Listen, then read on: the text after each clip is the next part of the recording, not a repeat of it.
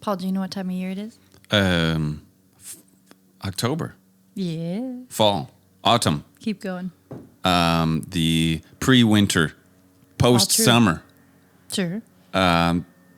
Pumpkin spice That's what I latte was looking season. for. It is my time to shine. I love this time of year. I'm drinking my Hexa coffee with some pumpkin creamer. Damn right you pumpkin are. oat milk in here.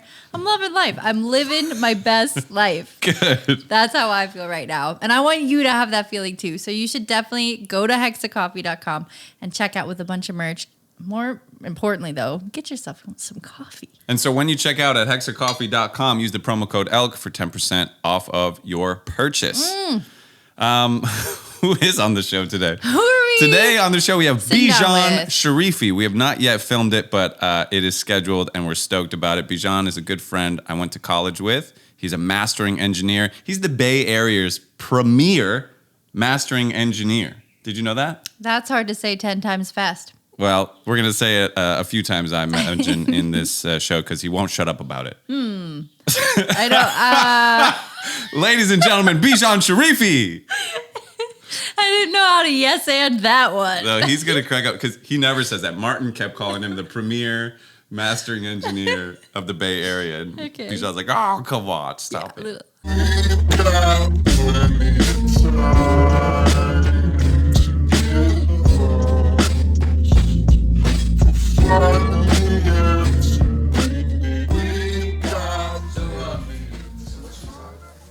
I don't know. Yeah, we didn't think about this. You guys are just like, We just wing it. We're spontaneous folks. We've already been talking. We've already... that's I great. know we love covered. it. We'll just continue to talk. Is there anything I should avoid saying? No? And if you do say something and you're like, oh, shit, I wish I didn't say that, we'll just edit it out. It's no Okay. problem. Cool. That's super Be chill. free. Be you. Yeah, you're already warmed up. Pretend you're speaking to the wedding party again. No, I'm kidding. Yeah. Oh, good catch. Good Actually, catch. that's When was good. the wedding? Today or yesterday? That's a good rule of thumb. Keep the T on the left. There you go. Pro tip. Lefty. When was the wedding party? What day is it today now? Today is Wednesday. Oh boy. October It was 20th. on Sunday.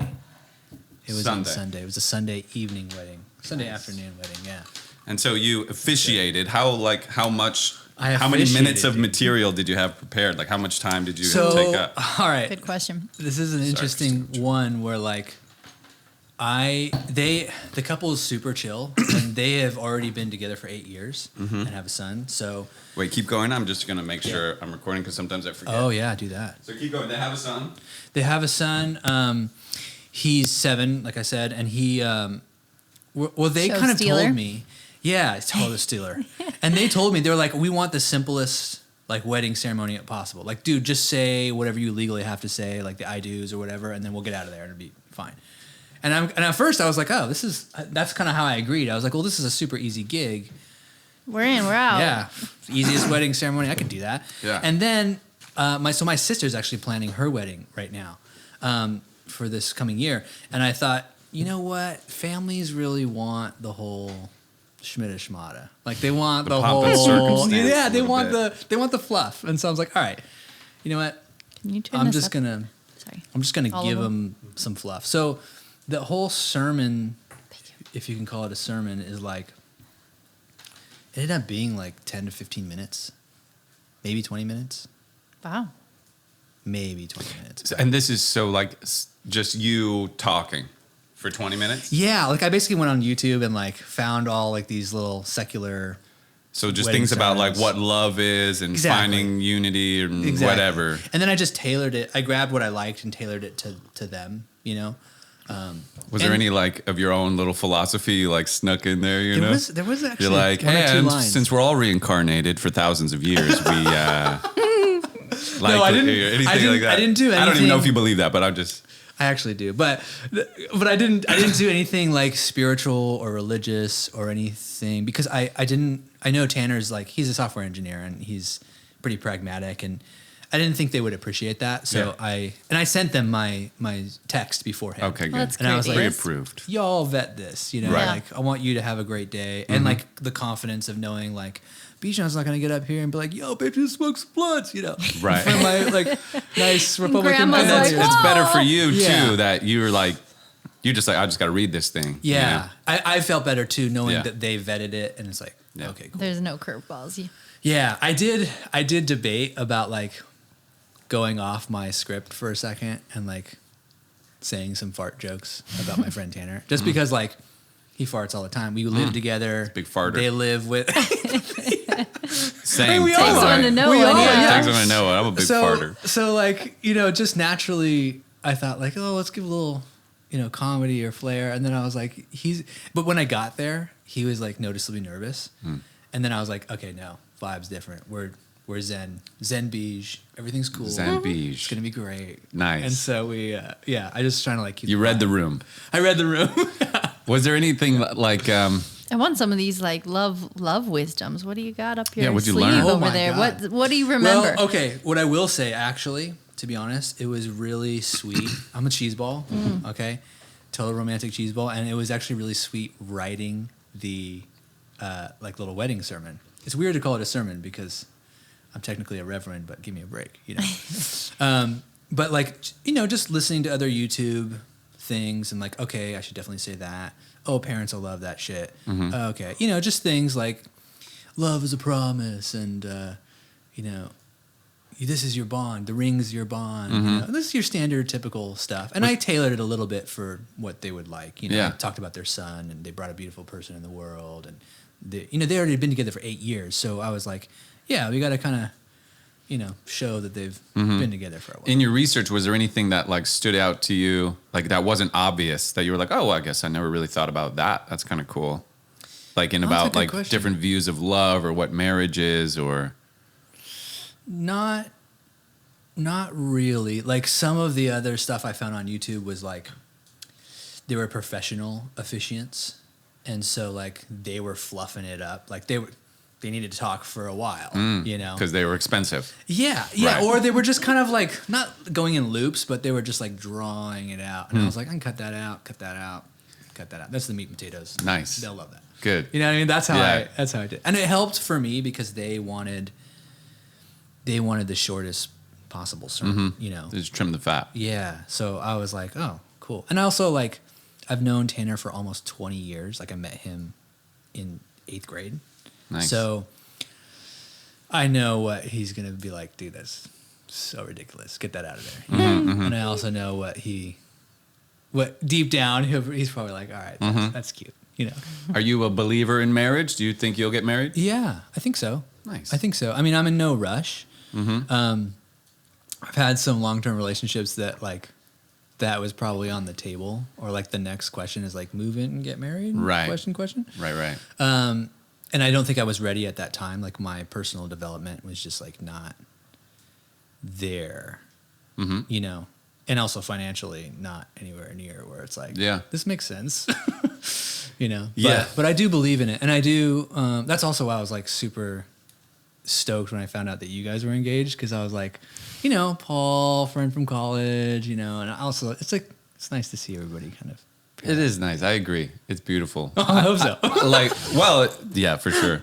But we both kind of like, I grew up not really understanding why people get married, but I don't know.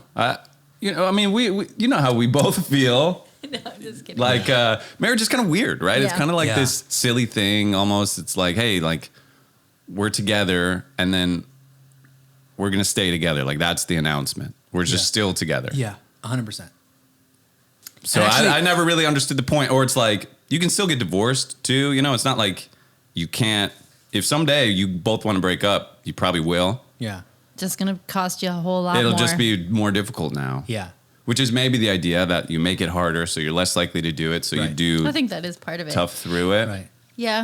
But For it's me- also like, yeah. Yeah, go I ahead. mean, for me, it's just like a weird kind of possessiveness of women too. You know, like you Let's have talk to about give That's up the my part name. I like about it. You know, there's like these implications of like, oh, you're gonna change your name to his, and like you're kind of becoming a part of this new family. There's some like antiquated kind of ties to it. Yeah. And then there's also a lot of religious components to it, which I can't relate to. Mm-hmm. So there's a lot of things about it I disconnect with. kinda like- I ultimately I'm like uncomfortable by. Right.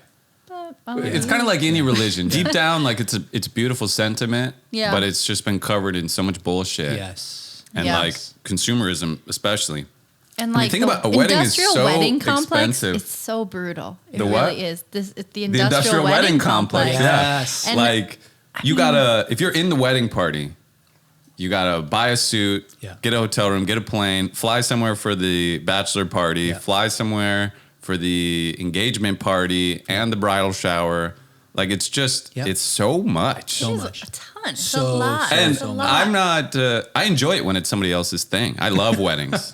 I love engagement parties. I love bachelor parties. I went to a bachelor party in Austin. It was awesome. Oh, cool. I was stoked to be there. Like, but something about if it was my thing, I just feel weird about it. No, I feel like too much the center of attention in a way that I'm not sure I like. It's like, you know, I don't know. It's hard. It's like such a showy thing sometimes. It is such And a showy thing. And that we are like talking about planning and stuff, and it's sort of like we're getting closer to like really kind of getting to the core of what we want out of the day, but you know, it's just a lot of people to please and a lot of like expectations from society and pressure. And it's like when you start to really pick at things, it's like, well, what do I really want that? Or do I feel like I want that? Yeah. It just takes a lot of Right. like sorting out, I think, to figure Yeah, out. and it takes some time to like just shed the layers of the bullshit off of Yeah. it. Be like, oh, Yes. like that's all we really want Yes. is Yeah. that Yes. that little thing there or whatever. So anyway, And we're I've getting had, closer. I don't know. I've had not that much wedding experience. Like I've certainly had a couple weddings I've been to recently with friends, but I wouldn't even say a ton. And then my family's all had super low maintenance weddings too. So that's that's like awesome. a nice perspective to kind of show me that it can be done in like a Yeah. way that's personal and intimate and like feels good. Yeah. That's such a yeah. huge deal because It's a production whole so thing. I've actually, in this experience, being an officiant for a wedding, I felt super insecure, and I was like, I had like my own feelings of like, oh, you know, my sister's getting married, my friend's getting married. You know, I've had many long-term relationships. Don't regret my decisions; they were amazing. But part of me was like, you know, did I fuck up, or like, am I 33 and washed up now? You know, like you get your mind Right. goes all these They're like, places. Bijan, you're the single guy. Why don't you be the officiant? Yeah, yeah. But then, you know, I started remembering all the weddings I've been to. And then I started, you know, I was thinking about this because my sister's planning her own wedding. And my sister's very chill, and her partner, Patrick, are amazing. They're like, they're just sweethearts, and they're not like looking for a huge thing. But even like to do a wedding in a way that's chill, it's like they're going through the thing of like, well, we want to invite everyone because we don't want to like offend anyone, and it's like there's this whole like level of like how much is it your day and how much is it everyone else's day. And for Definitely. me, honestly, like I was thinking back on like some of the best weddings I've been to, and when I thought about it, actually both of the like my male friends that I went there for, like who I knew, they did not like marriage, and like they were not about marriage at all growing up. In fact, my friend Tanner was sorry, I'm outing you, Tanner, if you ever watch this, but he was very much like, when we were growing up, like, marriage is stupid, this contract is ridiculous. I totally agreed with him. We'd be smoking weed, you know, in our apartment, totally bachelor life, and just be like, this is crazy bullshit. How do people do this every day? And I think in his case, you know, it really takes a partner and a woman or a beautiful spirit that just resonates with you so much for you to be like, yeah, I'm cool to turn all those beliefs around, and like, this person's so good, I can't bail ever. And so that is just, I think, the draw of it. But I do think that, like, you know, I don't want weddings for people to be like a tarnishing experience for like them as a couple and also like the family. And I feel like there's a really fine line between that. I've never had a wedding, so I can't say, but I can tell you, I have been to weddings where it's like, people are so stressed out. Like, we should probably just stay home and just say, fuck this. Because, like, Yeah, if it's like a everybody's high freaked stress, very expensive day for you, like, Yeah. what's the point, Yeah. you know? But did, like, being a part of a wedding change how you would envision your own wedding? Or do you not even think that far ahead? Actually, yeah. Yeah? Actually, yeah. in a cool way. I mean, to be honest, I thought this wedding this last weekend was going to be way more stressful for me, and just kind of uncomfortable in general. Like going to weddings by yourself as a single person is always a little weird. I'm best friends with Tanner, and like I know his family, so it wasn't weird for me at all.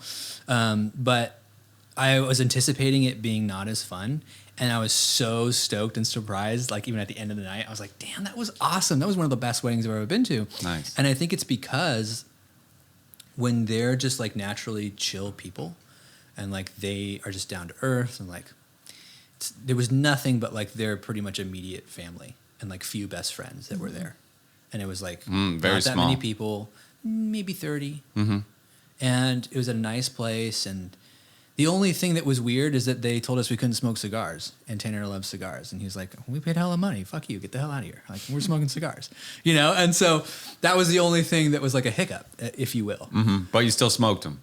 We did, yeah. Until they told us Inside or outside? Outside. Until they told us like you got to go like downstairs to the front where the cars are. And we're like, fine, we'll just go there. And we smoke cigars, but yeah, it was one of those things where I think the bride and groom definitely make a huge impact on how chill it is, and I think also some agency.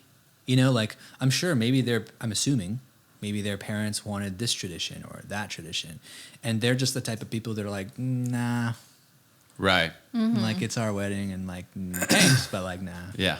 You know, I don't know. I can't speak for them, but Sure. like I think if I'm going to be planning my wedding, that's the no exercise is something that I am going to be exercising. Just because like, yeah, this is for, you know, the families to come and join and get to know each other and celebrate. But also like this is a moment where like I want to enjoy this day too. Right. And I'm definitely and like, it's not, I don't want to be like a spectacle. Yep. Not a spectacle. I want me to share neither. it with the people who are like actually in our lives, not, you know, and who knows show you? face with everybody that's ever known Yeah. us in our life. Yeah, you know? like this is Christine, and like of course Christine would want to do this or play this song or Yeah. arrange the wedding like this. Like we know her, Yeah.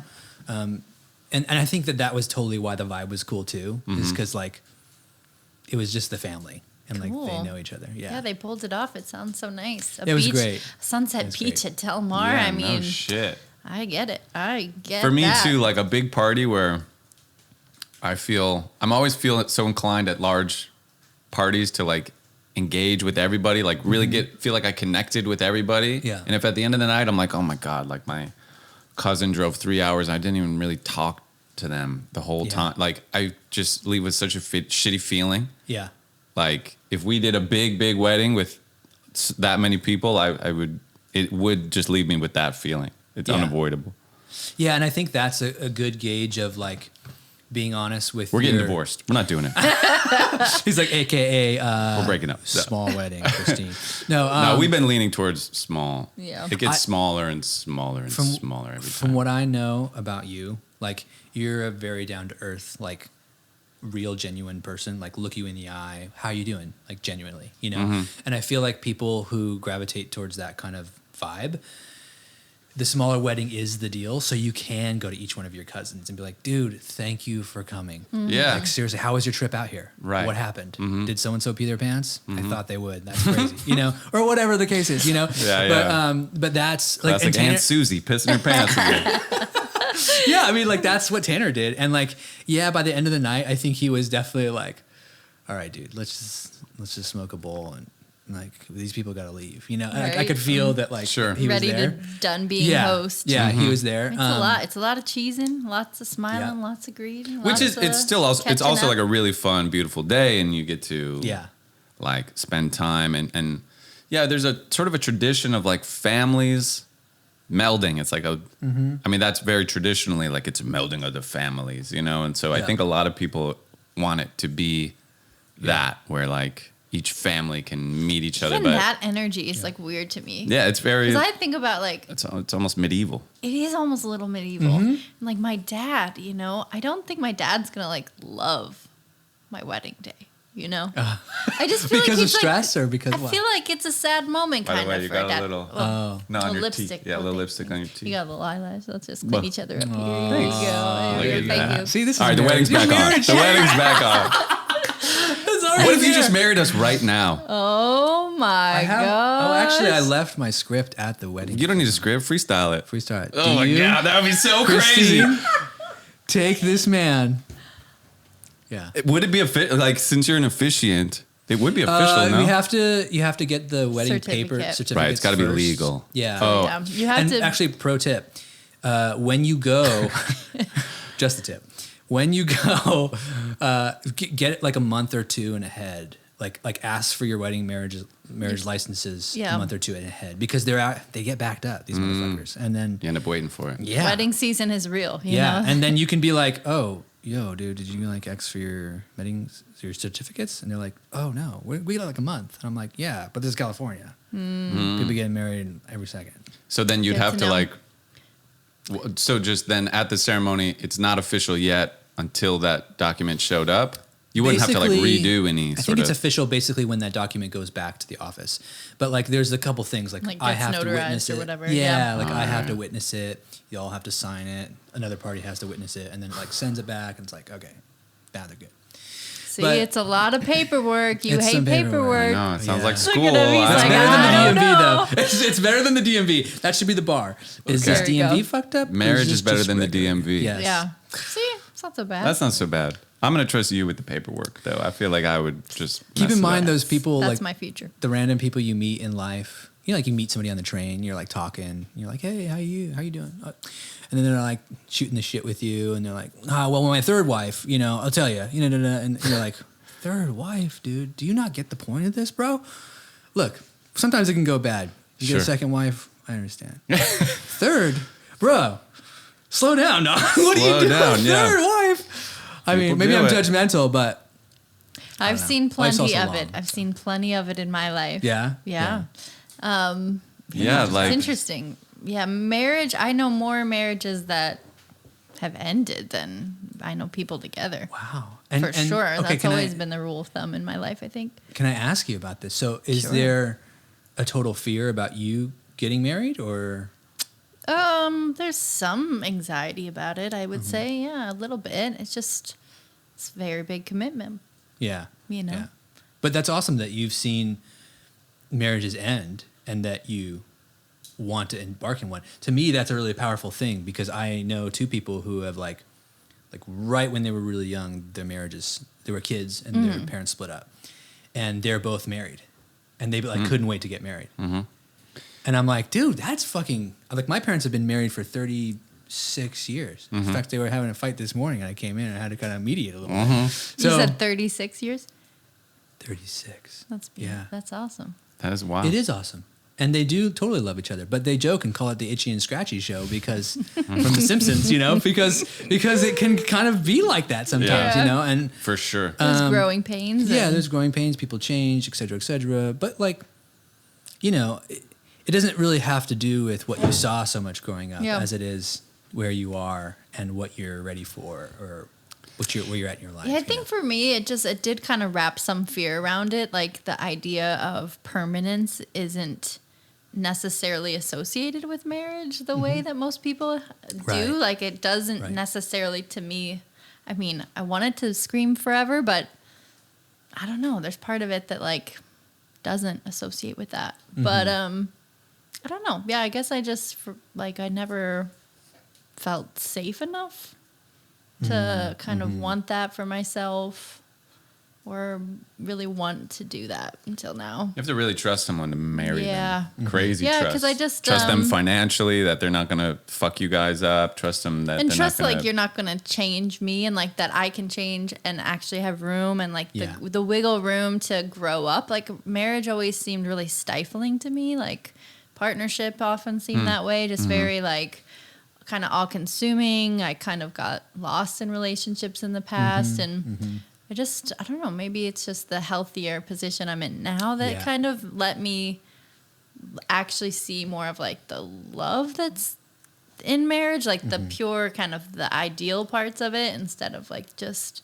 the parts that are fear-based reactions Yes. to my ideas about marriage Yes. and like what that could mean and what that would look like. Yeah, yeah. So 36 years and they're still, Yeah. but you know what they say, like you're supposed to fight it out, which is cute Yeah. that they're over here still, Yeah. you know, going at it because Well, that they're means going you at it, care, but right? I they're mean, going- because yeah. otherwise you just kind of shrug your shoulders and you Right. give Well, up. You and don't also, like, fight it out. in Don't this- talk about it. In this case, it was just like circumstance stuff with my mom's job. You know, it wasn't even like their thing. Life stress. Yeah, it was just, and that's another thing is that, like, you know, when I'm getting married to somebody, like, I want to at least have some confidence, at least at the time of engaging in marriage, of like, this person is grounded enough or emotionally intelligent enough that, like, I can depend that, like, even if their shit hits the fan, like, they'll probably freak out for a little bit, but they're going to come back. They're going to come back to the table. They're going to come back down to ground zero. And, like, at some point, they're going to be at least sturdy enough or make an effort to do that, you know? And I feel like that's something that, like, and I've dated partners who have had that. Part of me really, you know, kind of regrets, like, damn, I should have married that girl, you know? But part of me knows, like, dude, I just wasn't there myself. Right. So, like, I could. Timing is really crucial. I think it's a lot of like long-term versus short-term satisfaction, or what's the short-term, whatever, just like gratification. Thank you. Like most, at least, married couples who are like 70 and there's grandkids running around and whatever, like, that's when it's like, you know, you're really getting your payoff then. Versus, you know, I'm really excited to it's, I mean, that's what marriage is. It's the long game. And it's like, there's times when you're young, you're like, oh, you know, fuck, like, it'd be so fun to be single and it'd be so this and that, but like, you're not going to get that long-term satisfaction, which is when it really counts. Yeah. And like, that's the one that actually feels good. You know, like, you think it feels good right now, like, but I think in the end is where the real, like, I don't know, payoff Deeper, is almost. meaningful. Yeah, the deeper, meaningful, like, Feedback really comes rooted safety and comfort and happiness that, like, we strive for when you're a human. Yeah. Well, and also those memories accumulate and and like they're, I don't know if amalgam is the right word, but like, What's you know, when the you word? like amalgam or like, Could be the right all word. We these- never heard of it. all Yeah, these- I wouldn't know really. I guess amalgam is kind of Amalgam. like a several things combined. Oh, like into summing up, one to make up amalgamation. a- Or I've heard that before, actually. I mean, what I mean to say is that, like, you know, when you have a life with somebody, like my parents have old photos they can pull up and be like, oh, Bijan, remember when you're super into Peter Pan and like only wear your green tights and like that was it, right? Or like, oh, I remember when, and like those memories aren't just like a thing in the past, like they actually do accumulate. And like, if you're really paying attention, you can see that part of your wife that was back there in the 20s or the 30s and like, oh, remember that Halloween party when we did it? You know what I mean? And like, that's the payoff to me. Or like, that's part of that payoff thing. It's too. a building. It's a building. Right. It's a growing. It's a Right. fostering. And I put a little bit of that in this sermon too. Oh, you very peppered that in, did A you? little pepper. A Well, little sprinkle on top. Bijan pepper sprinkles. Sprinkle on top. Yeah, like when I talk to kids who are children of divorce, and they're like, "Oh, you know, like divorce or marriage is scary because I've like my parents got divorced." Like for me, my parents are still together. That's why it's so scary because it's like it's forever. You know, like my concept of marriage is like it is permanent. You know, Right. so like it is a big decision. You know, Yeah. like so I think that's like I don't know. I always just thought that was funny when people would say that. It's like that sounds less scary. You know, Yeah. like. Yeah.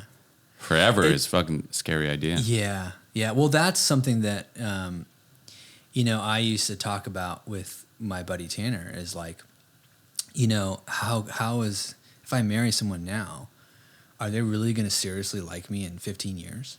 I'm going to be a totally different Bijan. I'm going to be like Bijan 4.0 or whatever we're on, you know, whatever update OS we're on, you know? Yeah. And so like, well, I can't guarantee that they're going to dig it. And I can't guarantee that I'm going to dig their update OS. Sure. Like, holy shit, you know? And it's one of those things where I think that personally has to do with, like, I needed to totally do my, like, big self-work thing, late 20s, early 30s, like, dial that in. And I think that doing that made me just way more comfortable with the kid thing, with what marriage means to me, you know, and all that kind of stuff. I know I'm getting like super Oprah here, but like, It's okay. Yeah, like doing that personal work definitely kind of helped solidify a lot of those moving parts where I was just like, Have you had a I would long-term have relationship since all of that? no, not since a lot of that. So personal work. Bijan 3.0 has not yet been in a... Not 3.0. I don't know. We may be on 5.0 or something. Oh, shit. It's been a lot. Well, if you factor in the reincarnation, we're at like That's right, a dude. bajillion Fans. point oh. 128. What did your self-care, kind of some of the self-realization look like? Well, I've had quite a journey because it's been, some of it was your average stuff, going to therapists or different medical doctors and stuff. So I actually, right before I went to Full Sail, I actually was diagnosed with an autoimmune disease. You could say condition, or I don't know what you would call it. It's very strange in the sense that I had a doctor basically say, like, I just got sick. I got the flu one time and it just never went away. And then so I kept going back to the doctor, running more tests, different things, tested for everything. And this doctor basically said, like, the Western world thing, which is like, oh, you had mono, but like, it's been more than 6 months. So like typically when mono is more than 6 months, we kind of just basically call it Epstein-Barr virus. And I'm like, okay, cool. And you start reading about Epstein-Barr virus. And you're like, well, this is kind of crazy because apparently this is a common virus that everybody has or is born with or gets. That's kind of weird. And then people are like, go to different doctors and get different opinions. And they're like, yeah, actually, it's not that big of a deal. Everyone lives with Epstein-Barr virus and it's dormant and doesn't do anything. But in your situation, we just kind of call mono that doesn't go away that thing. Or we call it chronic fatigue syndrome. And I was like, okay. And so what? It's your body still thinks you have mono, so it's like fighting a disease that's not there and basically exhausting yourself? At least very simplified. Very simplified. Any autoimmune disorder is basically your body's immune system going like, hey, there's some invaders up in this bitch. We need to go get them. But they don't know where they are. And so they just start digging up your tissues out. Right. Like a dog in the backyard digging for a bone. Can't find it. And so all this dirt's flying everywhere. And you're just depleted. And so so there was a huge period where I didn't believe that doctor. So I went to another doctor. Then I went to another doctor. Then I went to another doctor. And then another doctor. 11 years worth of doctors. Oh, Jesus. A lot of different stuff. That's 11 years leading up to Full Sail. After Full Sail. After Through Full Full Sail and after Full Sail. Okay. So actually it's very interesting because like you guys saw an interesting part of Bijan. You got like, I don't know, version 2.0 or whatever it was. 2.0 But, was like, Great cool. version. It was dope. Great I version. I didn't never meet that thought version. there's so something fun. wrong with Bijan. Something's going on with that's Bijan. great. That's great. Never. I only thought Bijan is the coolest person, and that guy's got it together. Yeah. Oh, that's awesome. That's so sweet. I had, How about that? before college, I had like severe depression in high school. I was on all antidepressant medication, and counseling every week. I was suicidal big time. Wow. I told everybody, or not everybody, like my parents and the counselor, all about suicide, thoughts, journals, et cetera, et cetera, et cetera, et cetera. Damn. For years. And for like 3 years. And then I actually kind of got over that. I kind of got like, for me, spiritual text or like literature, like self-help books, psychology, that stuff kind of helped me get out of that a little bit. So by the time I went to Full Sail, I was like, all right, I'm not really like this dorm type of college guy. I don't want this whole experience. This is perfect. I'm just in this little Aubers village. There's this Persian dude. He's nuts. There's all these other guys. We're in a band. Holy shit. Let's just smoke weed. This is great. Yeah. They're teaching me recording. Fuck yeah. But it was like one of those things where I did not want to go to college. And like my Persian dad and my parents were like, you're going to go though. So just choose the thing you like and like, you're going to go. And I was like, okay, so fine, let's do it. So anyways, life story short, I was sick for a very long time. And through those experiences, you start to kind of lose your faith in the Western world medical thing. You've done all the tests already. So the ultrasounds, the blood examples, the immunology tests where they poke your back. And you start to go to acupuncture. You start to go to an applied kinesiologist. You start to go to a counselor. You start to go to a therapist. You start to go to a hypnotherapist. You start to go to a naturopathic doctor. You start to go to a nutritionist. And you start checking boxes off. And each one of these things was cool because it was like it was like, oh, I changed my diet. Well, that kind of helps. Not totally. I'm still getting sick all the time, but like it kind of helps. I had like a sinus specialist, an ENT doctor. I had to have sinus surgery. Wow. All this stuff. So anyways, it was one of those things where like when you keep getting sick over and over and over again every month, you ask yourself, what's happening here? What is it's not that thing, maybe it's this thing. What's not that thing, maybe it's this thing. It's like a full-time job. It's a total treasure hunt. Total treasure hunt. Yeah. So because of that, it leads you to different things, different therapies, different ways of looking at the world. And actually, I'm so thankful for it now because I'm just like, holy shit. I checked all these boxes.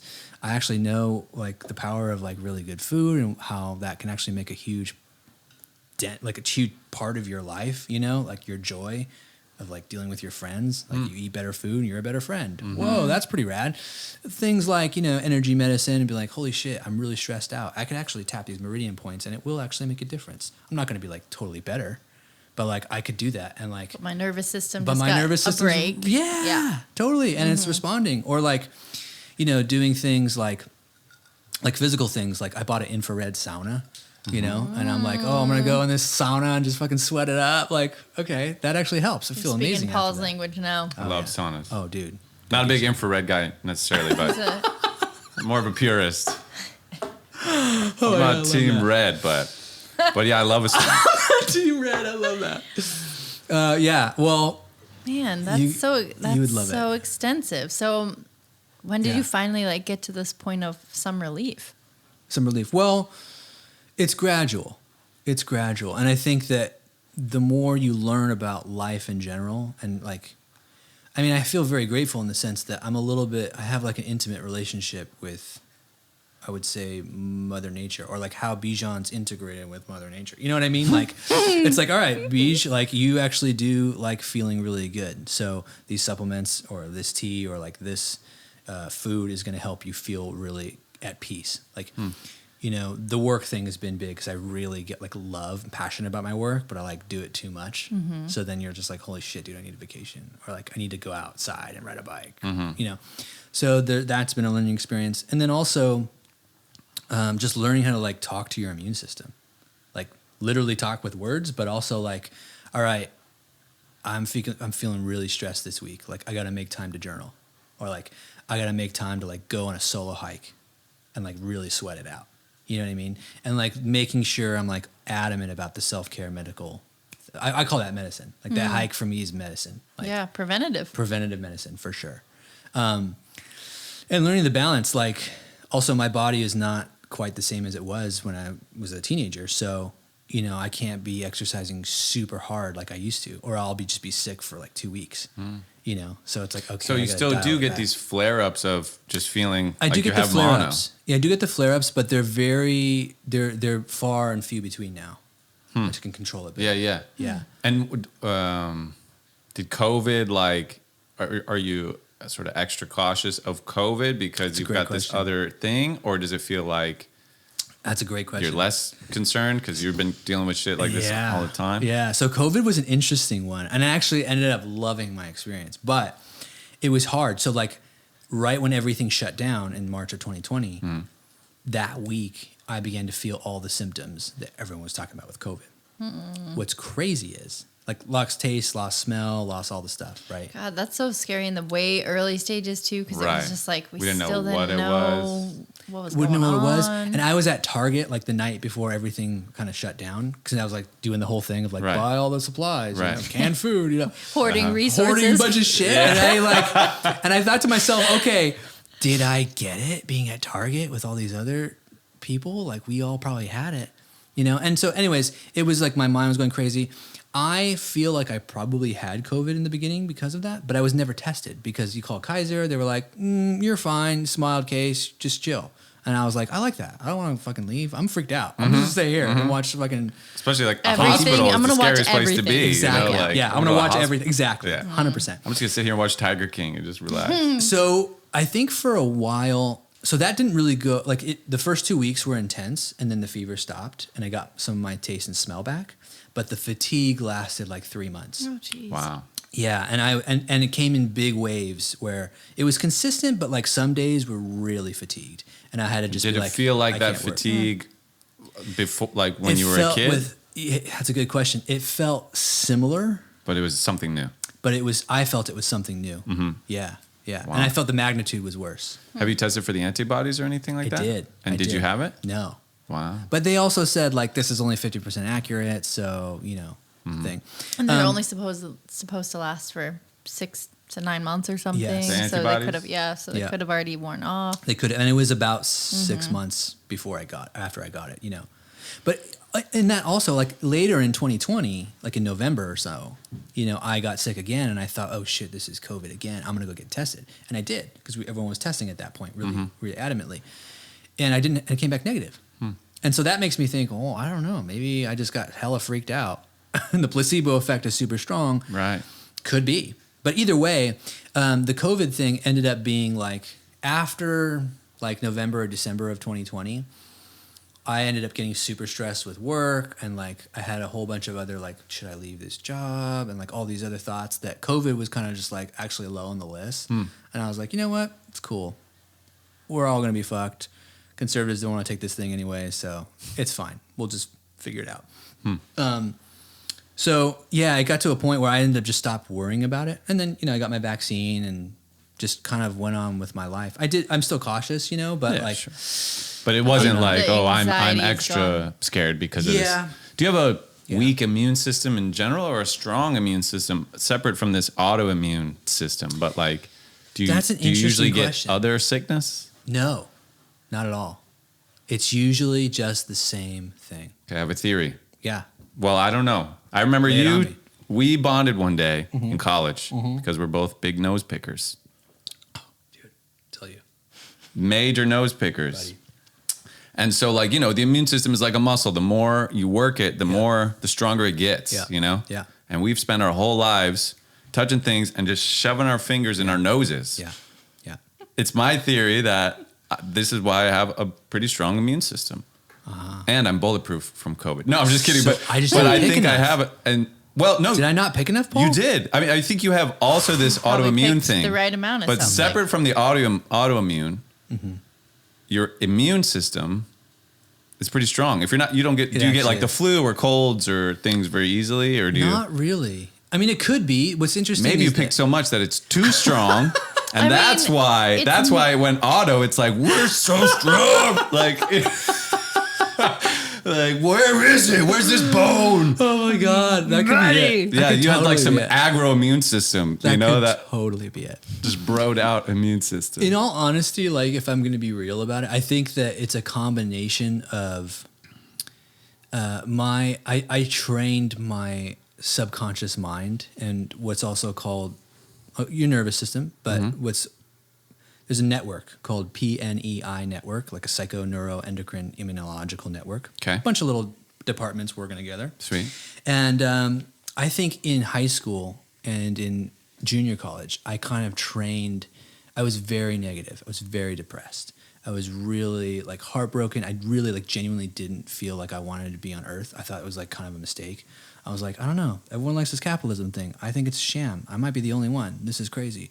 And I mean, I was kind of just had those feelings, and I think I really laid into them. And I feel like also the therapists I went to were great, but there wasn't really tools laid out. They were just like, talk to me about it. And like, it was just like a kind of a circle to like keep on the couch to keep paying the therapist a little bit. I mean, they were helpful, but at the same time, I feel like I actually kind of trained my body to be like, oh shit, threat, shut down. Oh shit, threat, shut down. Because I read a lot of books on fight, flight, or freeze response, and nervous system responses when you're like got just a little bit of trauma every day, it accumulates, and then you can pass this thing called the allostatic load.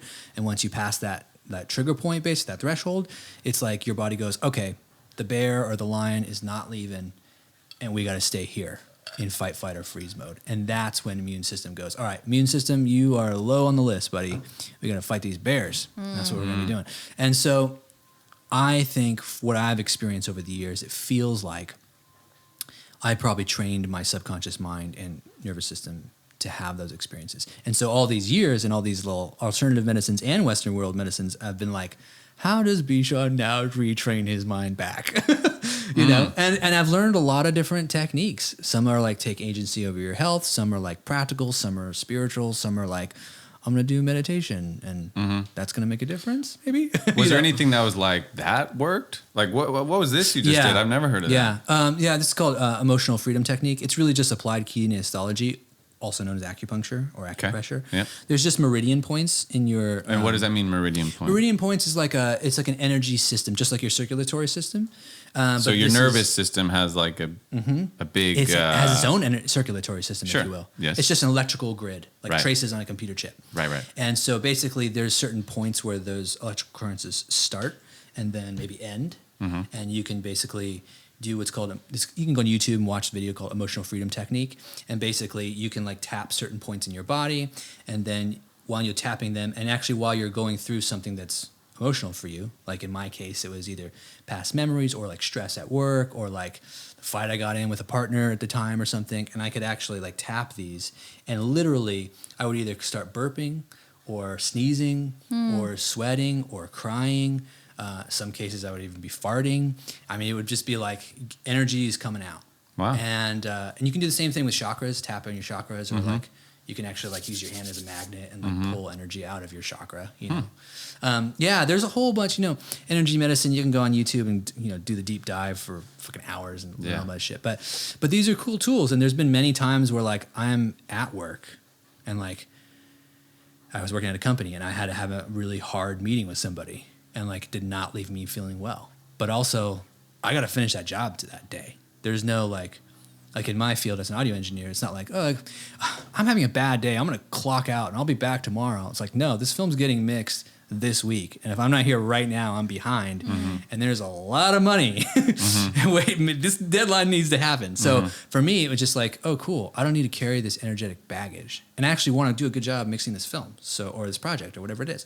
So I'm going to like take 10 minutes, clear my shit, maybe go for a walk, eat some fresh food or whatever, come back and let this shit go.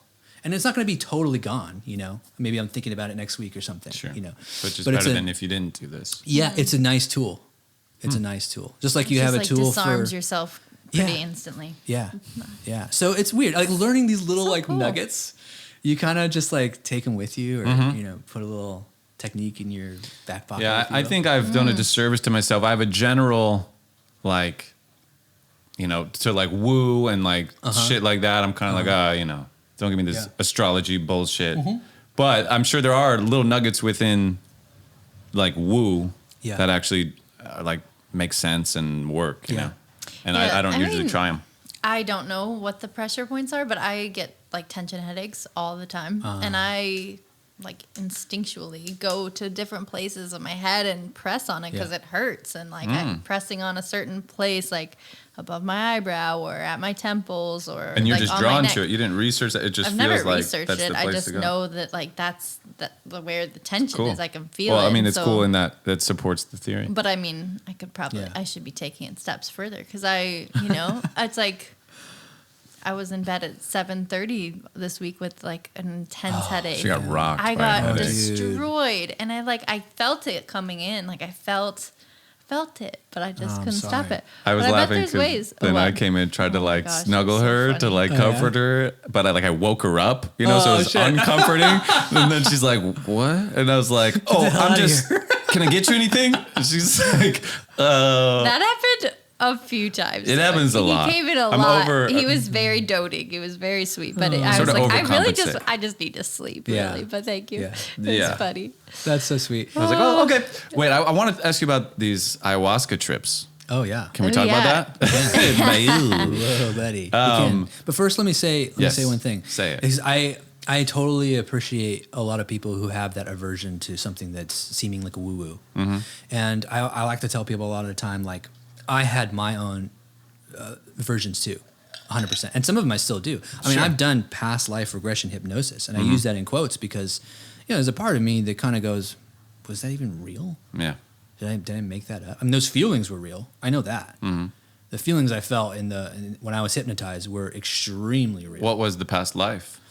Well, some of them were, abuse stuff, and some of them were even current life things, like stuff from high school. I had a friend who passed away, and I really felt that I was like kind of communicating with his spirit, and he was showing me some stuff in high school that pertained to my current situation, and that was helpful. But a lot of stuff like, sexually abused as a kid in previous lifetimes, or me being a sexually abuser to a family member in previous lifetimes, And a lot of stuff also, I felt like I killed myself in other lifetimes, which makes a lot of sense for me because here I am. This podcast is getting hella deep right now. You It's guys. all right. But a lot of times for me, I felt that such strong aversion as a young teenager to kill myself. So it made a lot of sense to me. And a lot of the same thoughts in those previous lifetimes, because of circumstances in those lifetimes, made a lot of sense how I felt in this lifetime. But also, it's one of those things where, like, I love that benefit of the doubt or that skepticism. I think there's that room for, like, is this shit even real? Well, it doesn't really matter because the placebo effect in and of itself is powerful, And I also think that, like, the thing with woo is that I would have never entertained any of that stuff unless I was sick enough. You sort of, there's a desperation Totally. for it. Like, there's so many people who are like, the doctors come in, they say, hey, thankfully I've never been in this position, but they come in and they say, hey, it's stage 4 cancer. I'm really sorry. The best I can give you is 6 months. And those people go to live on for 12 years. And those people go to live on for 12 years, somehow, some energy change. Because at the end of the day, it's just energy. Whether it's a tumor or a cyst like I had in my face, we gotta change the energy, and whether it's woo stuff or a new science we have never heard of or anything, it's always, I learned over the years of just like, what, no matter how crazy this shit is, there might be something to it. I'm not about to go sacrificing goats like the Incas or whatever. I don't think that's really a nice thing today. But I don't know. Maybe the Incas had some shit going on with the fucking goat sacrifices. Yeah. Or I mean, even with astrology, I like goats. If I get in sort of a debate with someone about astrology, Right. it ends like, look, maybe it's real. Yeah. I'm just saying, with Yeah. me looking at it, Yeah. this does not add up to me. Yeah. Doesn't make sense. Yeah. I could be wrong, Yeah. but it doesn't make sense to me that that's how Yeah. that would work. And that's a good place. Yeah. And it's the same for like religion. It's like, Yeah. look, yeah, you're right. Maybe Jesus did come and die for all of Yeah. our sins. I'm not saying that's impossible. Totally. I'm just saying that doesn't really make sense to me. That doesn't add up to Totally. me at the moment, Yeah. But maybe I should, I I think do there's, do this general aversion, which doesn't ever involve me kind of diving in and dissecting everything. Yeah. Like I've gone in on astrology because people like debate it a lot. So I kind of was like, what fucking even is it? But like with like pressure points or acupuncture or like Reiki, things like that. I don't know. You've been pretty closed off. I've been pretty closed off. I don't blame you. Well, and maybe Reiki's real. I mean, that's how I feel. I don't get it. You may have knowing someone who's had the experience. So my mom had what's called frozen shoulder. So, she had one shoulder surgery on one side, where it's torn rotator cuff. Extremely painful. Extremely painful. She got over it, recovered. Years later, the other fucking shoulder, something happened. She like popped it or did something weird.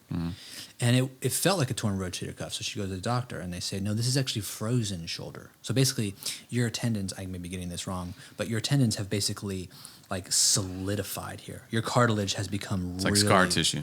Yeah, but it's become like congealed. It's frozen tight. And that's why you can't move your arm past this high. And so weirdly enough, it was a combination though. She took some medicine that the doctors gave her, and it like slowly started improving a little bit. And then she did one Reiki healing thing, and we were all skeptical. And I said, "Mom, Sure. I'm gonna pay for this shit. I just want to see, like, for my own self, like if this is real." Does the Reiki thing, has like a total release of energy, a lot of crying, a lot of personal stuff, from her life, and then the next day, shoulder was way better, not completely healed. But like a significant improvement. And I thought, that's fucking crazy. Because that chick didn't even touch you. I have no idea. Can't explain it, whether it's Reiki or not. Or it could just be a placebo effect. And to me, I'm like, bring on the placebos, man. Yeah, I'm not mad about that. Yeah, like hand me some fucking Tic Tacs Right. and If tell it me works, some it Well, works. people say the same about religion. Like, believing Jesus died for your sins can make you a happier person who feels like you have purpose in this world, that you're going to go to heaven and you're going to like, it's a more fulfilling experience of life, even though it may just be placebo. Yeah. I don't know. I would rather, I'd rather not do a placebo. I'd rather know the truth. The truth, yeah. But Well, that's maybe the that's interesting Reiki, maybe thing. that's Jesus. I don't know. But And there's I did also have a something. friend. I mean, think about like you just named how many things for those acupuncture, like how Applied many. kinesiology, nutritionist, yeah, all that. Those are a lot of people arriving at the same point of information. Like this is happening in lots of different social and cultural settings. I mean, there's something to be said about the fact that human beings like continue to discover this as a sense of a Well, but source of just relief. because meditation has a real benefit doesn't mean Reiki has a real benefit. Is that what you're saying? No, I just mean like there's so many names for the kind of same process of relieving like pressure points or reflexology. Like there's just a bunch of different individuals who have discovered these as healing practices. Whereas if it was like totally nonsense and made up, I don't think it would kind of be as But widespread. have you never heard someone say, like, I was so lost and then I found Jesus and it changed my life? It made me such a better person. And it has saved Yeah, me. I've heard that. And you need Jesus too. Yeah. So that's a really Yeah. interesting point. I love how deep we're getting on. This is so good. Yeah. Well, I agree with what you just said, Christine, because, at the end of the day, this is all just one big energy pool. This is like particles and waves, just energy moving around. Whether it's subatomic particles in quarks and electrons, or it's just like hella planets being like moving, orbiting, whatever, right? Moons, I'm all with that you there. shit. Full moon tonight. It's Woo! it's just a bunch of shit moving around. And for me, that's what made me accept some of like this thing, like these meridian points, and like I went to acupuncture and I was like, I don't know what's going on with these needles, but I feel so chill. And like, I could take a nap. And they're like, yeah, nap, yeah, go ahead. And like all these people, and it's like in Berkeley, and I'm just like, dude, this is like some Berkeley cult shit. What the fuck? And it's like, no, everyone does acupuncture. It's a thing. But why does it work? Somehow people keep doing it because it's just energy shifting.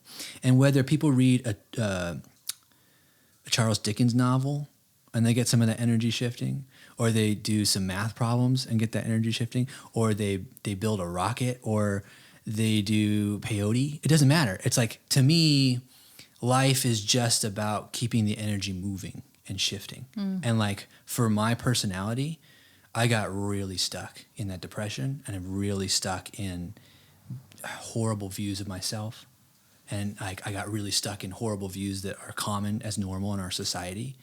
And it took me a lot of years to keep my energy and like learn how to like keep my water flowing and be like, oh, dude, you don't have to subscribe to those horrible ideas. Like Those can just pass through. Yeah. Like I'm not just a piece of shit because I'm a man. Like feminism isn't about that at all. What the hell? And so like everyone goes through that energy shifting for themselves in whatever way it works. And over time in cultures, Incas did one thing, Mayans did another thing, Mesopotamians did another thing. You kind of read about these guys and go, all right, well, I ain't sacrificing any kids, but shift the energy, guys, or whatever it is. Yeah. So yeah, I think that to me is like the big takeaway of all the different energy learning things, Western medical health stuff, psychology stuff. It all comes down to that, and I have to do it on a daily basis. I'm a kind of person who like will just hold on to stress and shit. Yeah, same. And unless I have a meditation thing or like going on a run or like a bike ride, like usually it's like a once a week bike ride at least, You got us beat. Yeah. Or like the sauna thing helped a lot because it's like easy. It's in my house. Sweat, yeah. I sweat it out. We take baths a lot, actually. That's probably our good. best stress. That's We're good. a big bath bathers in here. You were a big bath guy in I've been college. a bath guy. Secret of life, dude. Secret of life. Secret It of full helps. Zen life. Take Yeah. those baths. Do you do like CBD joint in the bath? Regular joint in the bath? Regular joint in the bath. Some Yeah, it's also edibles like- sometimes. Sometimes I'm drinking beers and we bring the TV in and there's nothing like meditative about it. I'm No. watching Netflix. That's awesome. But like we do the bath salts and fucking. But there is we just something kick it. meditative about it because you're giving yourself something. To me, Definitely. that's what it is. It's Yes. like this is going to be this time where my body's relaxed. Yeah. I'm And I mean, I'm watching warm, TV is- I'm yeah. doing something I'm enjoying. It's quiet. It's as It's just for meditative me. as gardening. It's Yeah. singularly focusing your brain on one thing. Yeah. You're zoned Yeah. out. You're just watching this TV. Yeah. Or you're zoned out and Yeah. you're just gardening. Maybe gardening's a little better. Maybe but- gardening. Put your hands in the dirt. That's See, true. that's good. Yeah. So wait, with Reiki, do you know what is it? Like, do you have any sort of idea of how it works or what the theory is? my understanding of it is that it's basically movement of energy. You know, certain people, I don't know how, I can't explain how, but they can either pull energy out of your body by use. It's the same premise as magnets, I believe. I'm sorry, Reiki people, if you're listening to this. But it's certain. Certain people are able to see energies, you know, and this is very much like we encountered this with Rachel in college. Rachel Collins, by the way, if you're listening to this, I love Rachel Collins. Hell yeah, me too. Remember Rachel? We used to get drunk and fuck with her a little bit. That sounds really bad, but we used to get drunk and she had perfect pitch. Yeah. For those of you who don't know, and she would see sound as colors, synesthesia. Synesthesia. That's right. Totally And forgot about that. we used to be like, Martin would fucking give her the runaround. Martin would play these 4-note jazz chords with like these suspended chords, and he'd be like, all right, Rachel, name the chords in order from low to high. And she would be like, A, D flat, you know, she would name the fucking notes. Yeah. And I would sit there and it would be appalling to me. And I'd be like, and I would talk to her. I'd be like, seriously, how? And I was fascinated. And I was also trying to sing for my own music at the time. And I was like, Rachel, can you help me with singing better? Can like, I see What how is do this I magic see and how D do I as have it? orange? Yeah. Like, how do you do? And she was like, I don't know. It just happens to me. And so I think Reiki has something to do with certain people who can either identify frequencies. From what I've heard and from the little YouTube videos I've watched, certain people either see them as like blurry, cloudy areas in a person's field, or certain people can see auras and they either see a certain color, or like, I don't know, maybe the person just says, hey, my stomach hurts over here. I don't know, do some shit. I have no idea. But the thing I know about the practice is either it's just somehow getting energy to move. And actually, it's the same thing if it were a biological process. I mean, massage is the same thing. Massage You're is the getting same thing. tension Sweating. and chemicals that Yeah. are stored in select places of your body. You're getting them to like spread out and dissipate. You want Yeah. them to just kind of break down. Well, with Reiki, what's unique is that it doesn't touch you. Right. So I it's know. just That part's crazy. The energy coming from your It's hand. like flushing out the tension without force, physical Yeah. force. Right. Which, not impossible. no, there's the theremin. There is a theremin. Right. Yeah, that's a good point. Yeah, and like, there's heat, so there is like, you feel energy from a person standing next to you. It's possible. Who knows? I don't know. Who knows? The jury's out. I mean, for these me. motherfuckers could be having like some big ass batteries or like infrared or something in their offices, and that could be really doing it. And they're like, Reiki, haha, cool. I have no idea. Sure. Or it could just be complete placebo. But complete procedure. Or maybe it's totally true. Yeah. And even if it's totally true, some people are bullshit when they say they're doing it. Yeah. I can't You know. believe you're even going to say this. Some people would argue you wouldn't be here if it wasn't for Reiki. Exactly. So when I fell, Bum, bum, bum. well, this is what I was like. When I fell, Yeah. like I was all fucked up, Yeah. obviously. And a friend of mine, she did Reiki on me like that night. For real. Yeah, and like her. Wait. When they found you or before you fell? When they found me, after like I'm laying in the hospital. Okay. And we got to have her on the show because I don't Yeah. know when she did it. I think she did it that first night I'm in the hospital. They were saying like it's not looking good for this guy. Fuck. His brain is swelling up. My ribs were like this, Oh, kind of, dude. and like all sorts of shit. And so she called her mom, who's a big Reiki person, and they were like having a Reiki get together of some sort. And they all Reiki sort of, conference, if you will. prayed for me basically. I mean, they were in like Florida or something. I was in Peru, but then I think my friend, did some. Oh, the mail's here. Thank you. I love our little mail cute. slot. It's so darling. And again, I gotta get the exact story from her because I forget. But I think she did some Reiki on me that night too. And like, I did heal. My ribs went back. My like chest was visibly different the next day. Wow. Like, but Still hate placebos? Huh? well, no, it I'm just- wouldn't be I'm just placebo playing either devil- because I was completely know. unaware of the Reiki. Oh, which is kind of I was out, Dude. but That's a beautiful story. But like, I don't know. I kept hearing all these stories. Like, you know, people were like, oh, when I heard like we're at church, we all prayed for you. Yeah. And like, look, it worked. Yeah. And my friend's like, I did Reiki and look, it worked. Yeah. And the doctors are like, I'm a badass doctor. Like, look, it worked. Yeah. And me, I'm like, you know, I'm a very positive person. Like, I believe I'm going to survive. I'm not even afraid. Like, and look, it worked, you know, like, so everybody's kind of got their like Self-fulfilling prophecies. it's a lot of confirmation bias that doesn't mean it wasn't the Reiki, or doesn't mean it wasn't the prayer, or doesn't mean it wasn't my positivity, but it doesn't mean it was either, you know? So I'm just, you know, maybe it was the Reiki, maybe not. I really don't know. First of all, when I came back here last month to jam with you, granted, I was high as fuck. Thanks to Al. Thanks, Al. But while I was high as fuck and jamming with everyone, I thought to myself, I'm sorry if this is too cheeseball, but I thought, God, I'm so fucking thankful to be jamming with Paul right now. Because I remember being at work and seeing a Facebook group that your mom made called Paul's an Idiot, which I thought was hilarious and so much like your mom to make that Facebook group, but also hearing about it and like talking to Martin on the phone and like getting the realization of that you were very close to death and that you fell. I didn't know the full story at that time. I just got tidbits of it. But to be here playing music with you again was very much like a holy shit, this is really something special. You know, this is really something special. So I loved that, and I am so glad that you survived first. Thank you.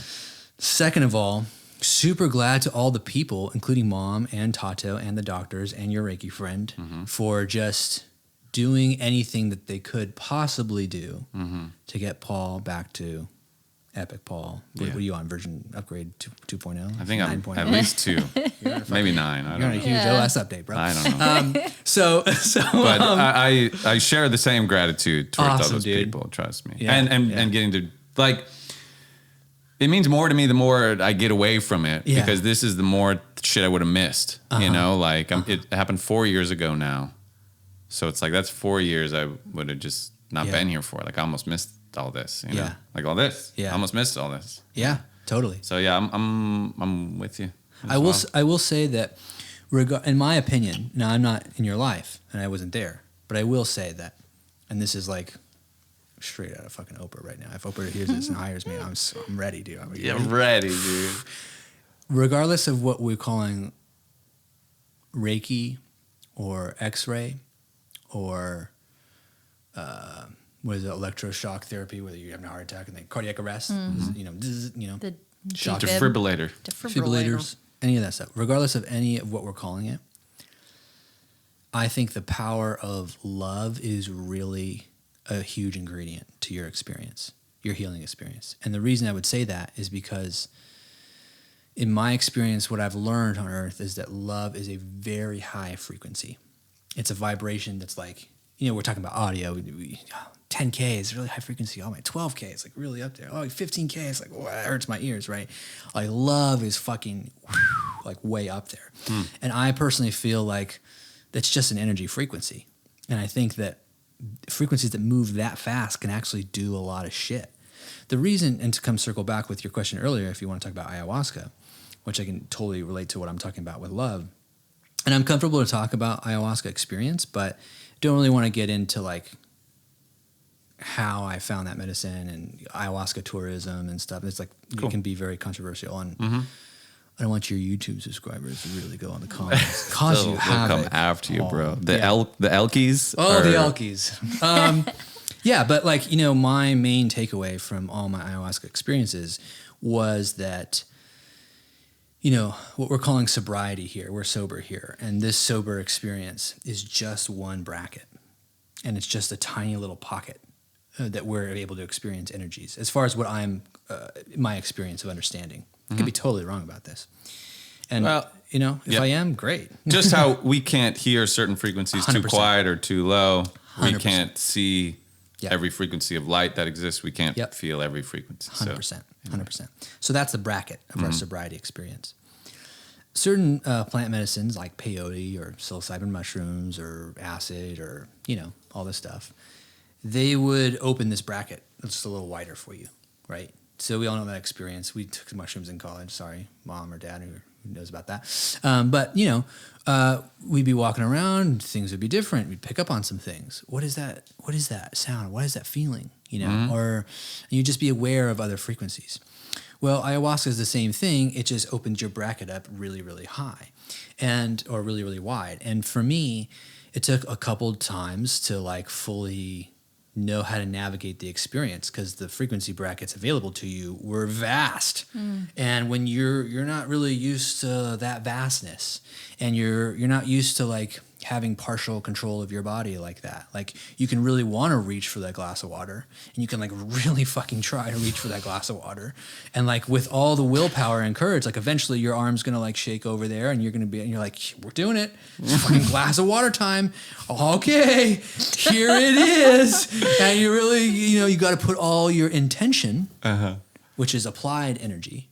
You're applying, all this energy in this bracket's available to you. And at this point, it's like, how do we navigate to get that glass of water? Well, I'm going to have to use some part of this energy. I'm going to have to like navigate it over there. I'm going to have to like intend it to get my arm to like get the muscles to the bones, to the electrical nervous system, to go over there, like squeeze the muscles, grab the water. All right, we're doing it. Okay. So, but what I'm saying is that with that intention to just move the arm, I noticed the same power of intention to literally send love to somebody else in the circle. And we'd be healing circles with people who've been through serious fucked up shit. I know because afterwards when we were all sobered up, we would share if you wanted to. And when people shared, you would be surprised. You come to the ceremony, you do your work, and the shaman there is the ritual, is the music, you're all doing the process. And then 9 hours later, and you come back down, you're integrated, and people are sharing, and you discover the person right next to you was like raped for like 7 years throughout their entire life, like every week. Jeez. And like that shaped their entire life. They're not being raped now, but they definitely have a totally different experience going to the grocery store, unlike everybody else. Mm-hmm. There might be somebody down the aisle on that grocery store that really freaks them the fuck out. Maybe it's trauma, PTSD, triggers. Something in their nervous system does not feel cool at the grocery store. So it would take a lot for that person to do all the work and bravery and courage or whatever it takes to sit through ayahuasca ceremonies, to navigate these frequencies, And so the point I'm trying to make is that sometimes in those ceremonies I began to pick up on certain things and really realize like, okay, that person's having a hard experience today. Don't know what they're going through, but I know that I need to send them all I've got because like they need the huggiest of the hugs. Mm-hmm. They need like the people to lift them up. They need everything today, And I'll tell you right now, people did the same for me on my hard ceremonies. There was definitely moments in a couple of my ceremonies where I thought, I'm definitely dying. There's no way I'm going to get out of this. I have to kill myself. I have to smash my head on this concrete floor, and I have to end this now. It's too intense. I like. You're maxed out. Yeah. And if the shaman hadn't even said, like, listen, it's common with this type of medicine to think that this could be, you can't make it. Trust me, you'll make it. It's going to be great. Everyone makes it.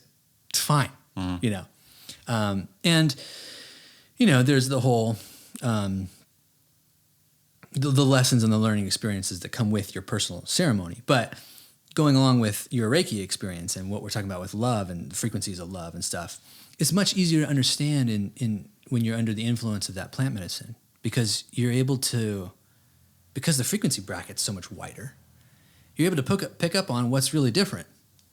You're able to pick up on what feels different. Why am I feeling something over here? What is that? Everything looks fine and normal over there, but something's bringing my attention over there. Maybe that person needs something. Or like, should I just go and like be like, hey, are you good? Do you need some water? Like, do you need some, you know what I mean? And there would be things like that you just kind of gravitate to or have to go figure out, So it's interesting. That's one of my big main takeaways with the ayahuasca work for me was that like, oh, Bijan, you got to stop looking at life like it's a doing, like a human doing, You know, you got to stop being like, I'm going to do this project and I'm going to do that project. And I'm going to send out this invoice and I'm going to like go to the grocery store and I got my items on my to-do list. And it's just like, yeah, you're going to do the practical shit, but like also what kind of frequencies are you having today? What kind of frequencies do you want today? Fucking deal with your frequencies, bro. It's the most like bro-cal way of me saying that. Of like, dude, do you need to like postpone this job? Are you super stressed? Postpone this job. Call the person. Ask for more time. Lower your rate. Tell them you can't work today. That's okay. Like, you know, and so I'm starting to try and look at life like an energy manager, frequency manager, rather than just like Bijan's doing his career. What is that? I don't know. My career is one thing today. The whole person perspective. Yeah. And it's a good approach. so, yeah. So I hope that answers a little or like ties in a little bit of your It Reiki does. experience. Sure. Yeah. I mean, with these frequencies, they're immeasurable. I have no idea. They could be gamma rays. I don't know how to measure gamma rays personally. But we can measure gamma rays scientifically. Yeah. But like whatever that spectrum of, Bracket. whatever that bracket is, Yeah. whatever the unit is that we're on that bracket, like nobody knows what we'd be measuring or what, or like if someone's like, I do Reiki, it's dope. I send this energy out of my hand onto this person's shoulder and their fucking shoulder moves. Like, is there nothing you can put there that measures the energy? That I don't know. Like, is it measurable? I wonder. Or do we not even know what we'd be measuring? Yeah. You know? That I wonder. I mean, there's definitely, so I read a book on ayahuasca before I even participated in that. And it was written by a medical doctor. And, you know, because I was like, okay, let's just make sure not going to permanently fry some shit. You know what I mean? And that was a really interesting book. And he talked about a lot of data in that book. And like, you know, you could hook up electrodes, I think they're called, or like little dots with little wires. I don't know what they're called. Medical. Electrodes, I think. Yeah, That's electrodes. right. Yeah. Brain Yeah. tracking. Yeah, electrodes. and so What's- they've done, you know, they've measured, you know, the brain activity, Right. and that's something that people really have in the medical community have talked like, oh, okay, well, we can see that there's all these other areas of your brain that are very active when you're on this medication. This is like a very hyper. I mean, the same thing could be said for MDMA. Or LSD, if you ever read some of Michael Pollan's book, How to Change Your Mind. Incredible book. Interesting. A lot of scientific I data. think I in saw there. him on Joe Rogan's podcast. Probably. See a Ooh, big that's like a good. I should watch He that. just had another one come out not too long ago called Your Brain on Plants. Yes. Have you seen that? And I've heard of it. Is I he the only guy got like through, like, treating the first- PTSD with DMT or with like Molly and stuff? Yes. Like with, yeah, DMT and MDMA. MDMA. And psilocybin. Yeah. Yeah, I think he was on Rogan. Yeah, he talks about. I mean, you know, it's a cool book. You know, Michael Pollan's an intelligent guy, but also it's awesome to read this little hippie white dude's experience on mushrooms. You know, it was like sweet. You know, and yeah, I liked his. wholesome. Yeah, Wholesome he's a trip. wholesome dude, and I liked his experience. I also liked. I sometimes listen to some podcasts with leading psychiatrists that are in the hallucinogens. They're into that. MDMA, Okay. psilocybin. Yeah. And they're talking about their research. They're talking about the data. A lot of that stuff is really preliminary because, you know, getting federal government money Sure. to be funding impossible. studies. Yeah, for this. It's difficult now. It was stuff that impossible yeah. 20 years ago. Yeah. I mean, it's So even that they're just doing it now, the data is not Right. after like a couple brand years. It's new only a that couple it's years of data. acceptable Yeah. at all. So, but a lot of that stuff is interesting, and I don't know how we would measure all of it. You know, that's one weird thing is that I was able to fully have my own personal experience, and at the same time be tuned in to other people in the experience while I was having my personal experience. It took me a couple ceremonies to navigate that this was a multi-dimensional, omnispherical type of way of being. I can't normally see in the back of my head, and I'm not saying I could see in the back of my head with an ayahuasca experience, but I could understand that perhaps one of my friends or peers on the other end of the room was either working through something difficult, or maybe I could understand that like I had to have my own experience at this point, and like I had to go deep within myself and ask some questions, and it was helpful for that. For me, it was very. I got to see some of the patterns of my family members, and I got to be like, oh, that's why those patterns suck. And that's why I don't like talking with that person. Mm-hmm. And that's why I get really fucking stressed every time I see that person. And I was shown a way of being like, oh, this is another way of dealing with that person. I don't have to play that game. And I don't have to subscribe to what they think is really truth, because maybe that's not truth for me. And that was a cool liberty, and it just gave you some insight on yourself, which I think was really cool. But a lot of people are going to have I'm in no way saying that everyone should go do ayahuasca. I should be clear about that. It's not for everyone, especially if you have medical conditions, or if you're using SSRI medication or anything like that. But a lot of people can have the same experience on psilocybin mushrooms, or with MDMA, or peyote, or What's the thing with ayahuasca tourism? Like that's well, what's like problematic about that? The main thing that I see as problematic about that is that you get it's become a more popular thing. I think there was a show on, that's Vice TV or something. They had a little ayahuasca show. I never saw it, but the more and more people know about it, which is naturally curious, says, "Oh, I want to try that," and that's great. I think right. I'm an advocate that I think plant medicine can be very helpful for people. Right. I don't think it's for everyone's personality, but I will say that there's a reason that those plants are so powerful, and there's a reason that we have the effect of being high or having a hallucinatory experience. The tourism aspect is, a lot of people say, okay, I want to go do that. And they find on the internet, and they find some church, or they find an organization in South America, maybe Peru or Brazil or in the Amazon, Colombia, and they want to go and do that. That's awesome. That's great. When it becomes dangerous and it can be controversial is, how do you or I know that that's a good place to go? As a safe place to go. If you're a woman and you want to go do some ayahuasca, it's quite common for people to be like, yeah, we got a great website, and come on down to South America, and we have a great facility and all these great practitioners and shamans, and we'll take you in the woods, and all these women are there. Maybe we take you in the woods and rape you. Or maybe now that you're really out of your mind, maybe this is a perfect time to work through your trauma.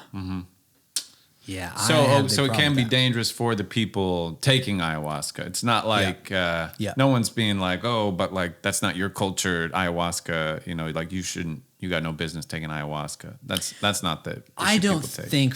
It's more like it's dangerous. I've heard that argument about it before.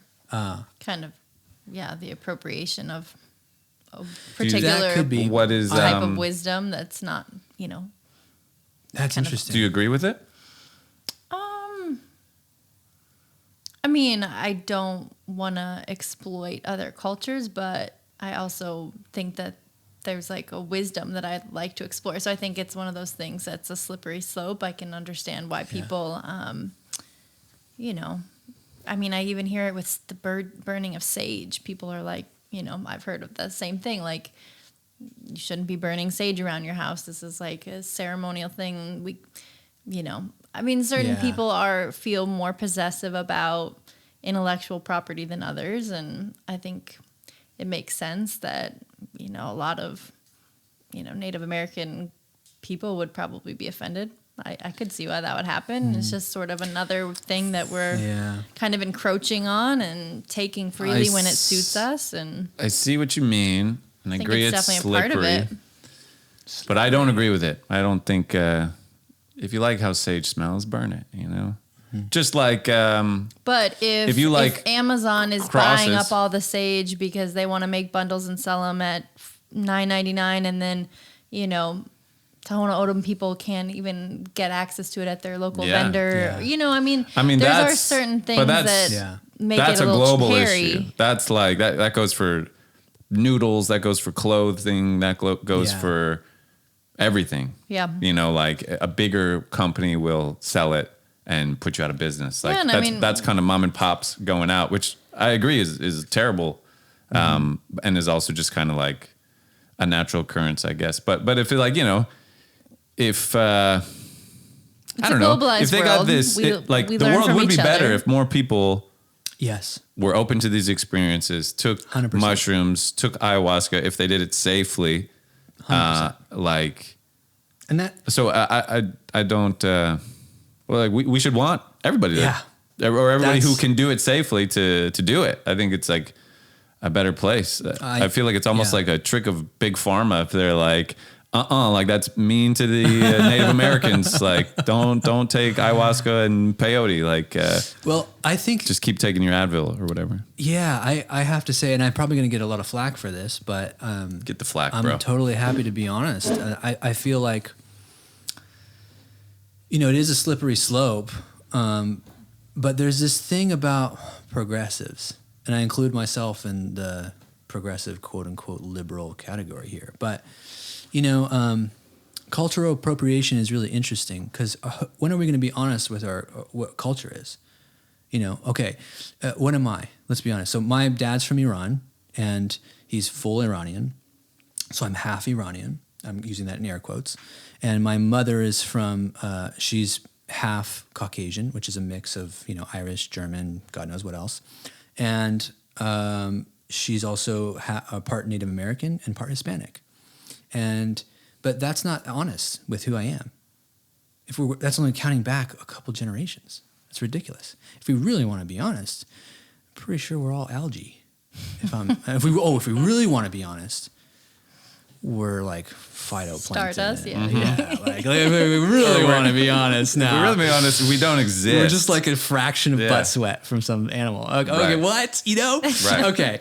So at a certain time when I go to the cultural appropriation thing, as much as I do see value in that, I'm not saying I should paint my face black here and start talking, you know, and be a rapper or what have you. That would be like, okay, beach, whoa, cultural appropriation, not cool. Well, I don't think painting your face black is cultural appropriation. Either way, But yeah, okay, you're right. anyway. You're right. That's a terrible example. That's a No, different- maybe like that's different. Like You know what I'm talking about. like braiding your hair, for example, Yes, would be a yes, better maybe yes. comparison because Yes, or blackface maybe- is just it's got a different history. It does. You're totally right. It's not as. It's, But I think it's not very subtle. my that. opinion, I'm kind of with you, maybe even farther, but like, But the if you plant like medicine would be good. dreads, get dreads. I don't care. Right. Or like if you like Chinese fashion, wear a Chinese dress. Like Yeah.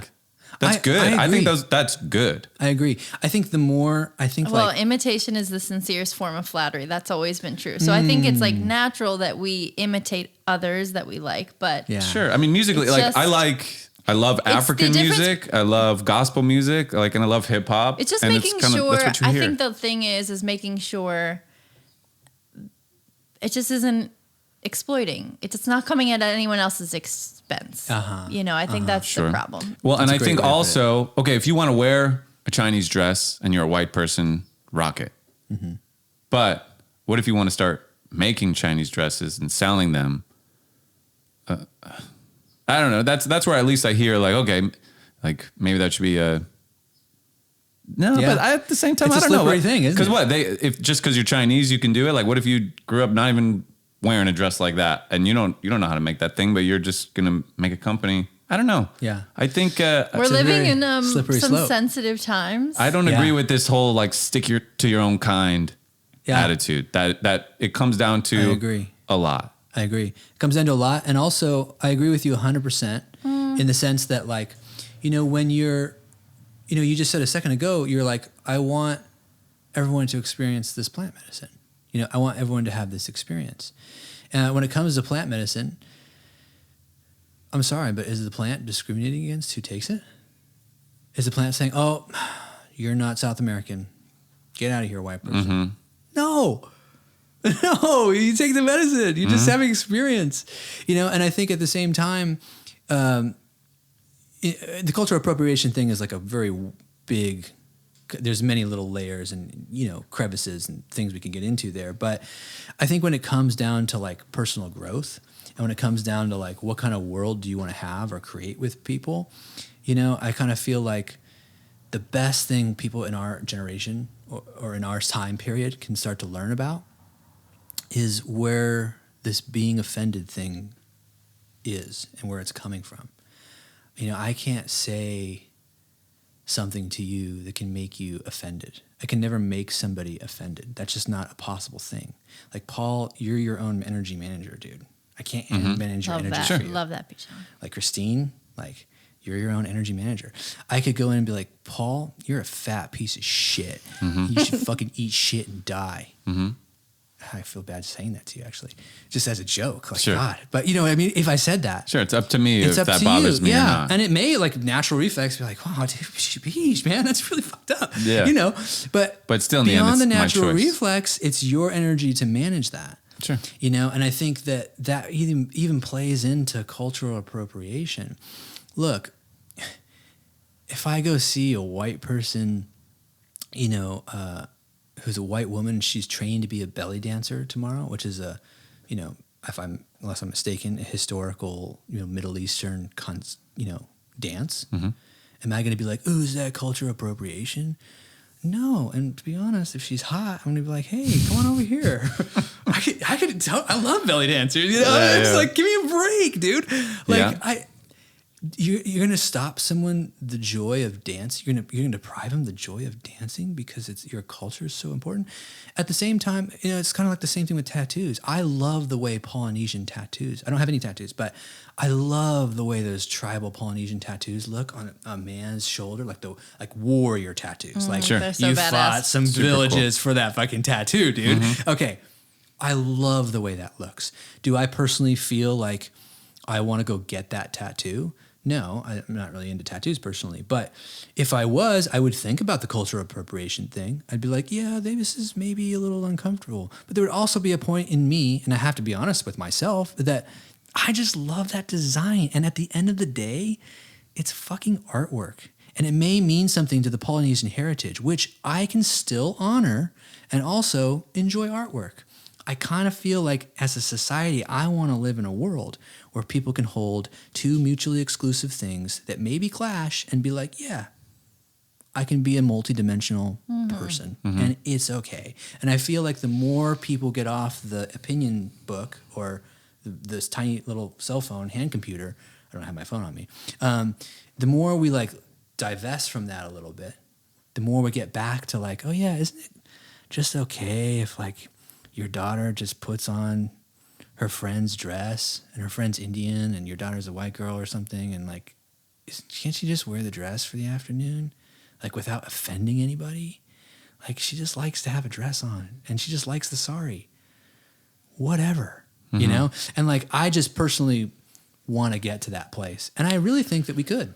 I agree. I think, well, to counter my point, to sort of play devil's advocate a little bit, I think a lot of people have a fear of cultures disappearing. Like we have it with languages are disappearing. Great point. And, you know, I used to be so passionate that if everyone just spoke the same language, the world would be a better place. We could all communicate better. We could be friends. We could meet on the same territory. But then, you know, we're slowly losing all these different languages and we're slowly losing cultures. But it's also just sort of a natural thing that has happened through human history. We used to have little groups of 20 and then groups got together in hundreds and then thousands, and like it just dissolves. Like we will eventually have a one world sort of ruling government. We're headed that way. Like there's just fewer and fewer and fewer.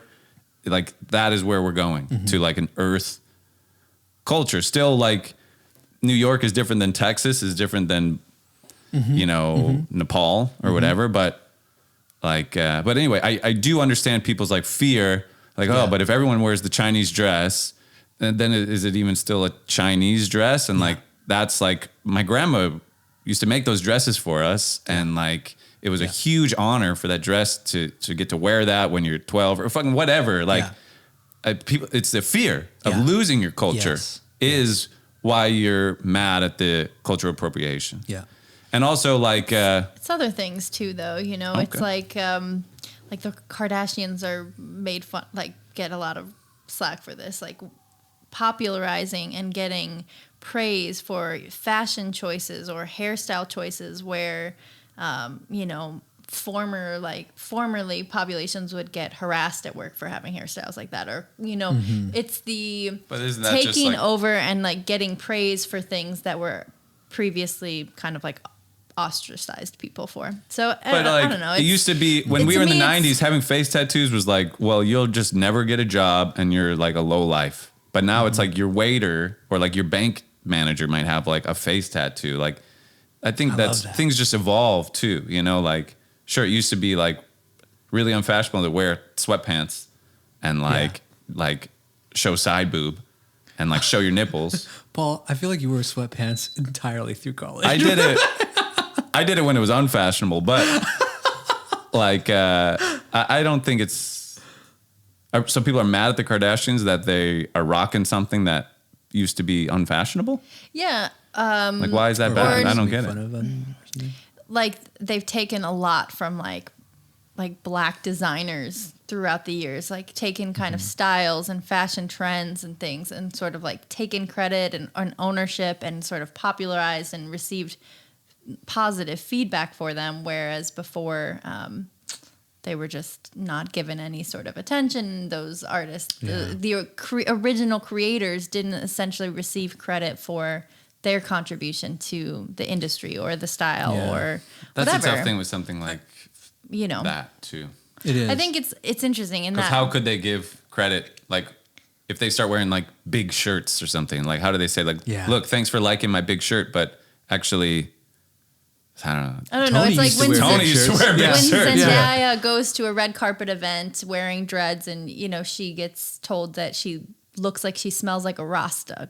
Like Yeah. she, you know, when Well, she who gets told her that? I mean, yeah, I agree. Julianne Rancic. that's- She got fired. She lost her job. Yeah, I this was agree with years that. ago. That's- or whatever the hell. I'm probably butchering their names Yeah. because I'm bad at names. But you know, versus like when the Kardashians show up at the red carpet with their braids, they don't hear the same kind of things. Like there just well, needs but to that's be like those a people. That's not the standard. Kardashians' fault. And I think that's that woman Yeah. is like She has should- yeah. her viewpoint is flawed. Yeah. I don't It's think just it's the interesting. Kardashians' fault, but I agree. think it's sometimes these things not are fair. both good and bad. You Yeah. know, there's people. Yeah, I agree. That like it's just I think not so it's- simple. I agree, but in general, I like when cultures kind of The melting pot. the melting pot. I like when Paul Simon went to Africa and made a real African Yeah, sounding album. Like, right? It's fucking amazing. It is. And like, he didn't steal. It actually made me go like, fuck, dude, African music fucking rules. Like, and then later I found It like Fela introduces to new Kuti people. and Introduces to new people, things like calls that, you know? awareness to it. Yeah, I mean, there's benefit in like that. with art, Yeah. especially with art, you can't put up a wall like, oh no, you can't take that and make it Yes. your own and grow from it. Like Yes. art is this. that's why I You know. think art is so important on Earth. And when people say, "Oh, we're not going to fund the art class," I kind of scoff. I go, "You motherfuckers don't know what you're doing. You don't know what you're doing. You're missing the point of how art relates to culture and how art can unify different cultures and weave this really cool tapestry." And to be honest with you, I'm a great example, right? I'm a half Iranian person. And my other heritage is a mix of a bunch of different things. Well, when I was growing up in Orange County, I would have my friends, I would invite some of my friends from school or from our neighborhood to come celebrate Persian New Year with us. Persian New Year is called Nowruz. And, my dad's side of the family would get together, and there's some awesome traditions. We all eat Persian food, but there's also the famous tradition of AD, which is money. And so like in Iran, the New Year's celebration is that you hand out money. You make, in the old days, maybe they still do it now, but you would go like kind of trick or treating a little bit, and your neighbors would give you 50 cents or $1 or something. For know what I mean? kids? For kids. Yeah. And also maybe that was a good time for bosses to give bonuses out, or, Okay, gotcha. it's a celebration thing of giving money, Gotcha. And in my family, we like really jazzed it up. We made it super fun. And we would like get up on a banister or something and Make like it get rain. a whole bunch of ones, and we would just make it rain. Wow. All my cousins, yeah. And it got to be, and when you got older, when you know, when you're a kid, you just want to go grab all the money, you know. Right. And we want to spoil the kids, so the cute little kids get the more money because they're so cute, you know. And then when you get older and you get to be a teenager, and you're 18 or so, you want to go give the money. So you like work an extra shift or something, and you go and get out 51s. And if you go to the banks in Orange County, in Laguna Niguel, they know March 24th. Have ones because the Persian community will clean that bank out. Wow. They all know. The bank tellers go, "Oh, are you Iranian?" You say, "Yeah." They give you all the ones. They know it. That's how big it is. But also, I would invite my friends, you know, Kyle or Tanner or Kevin or whoever, you know, these white dudes to come to this, you know, Iranian New Year's celebration. Wait, Tanner's a white guy's name? Yeah. No. She's good. She's good. That was good. Tanner is the sweetest dude if you ever meet him. He's the sweetest dude. Congratulations on the wedding, by the Yeah. way. Yeah. So I would bring my friends there every single time. They loved it. They would say, "Dude, your family is so cool. Your family's so fun. Oh my God, I can't believe that. Why don't Americans do this?"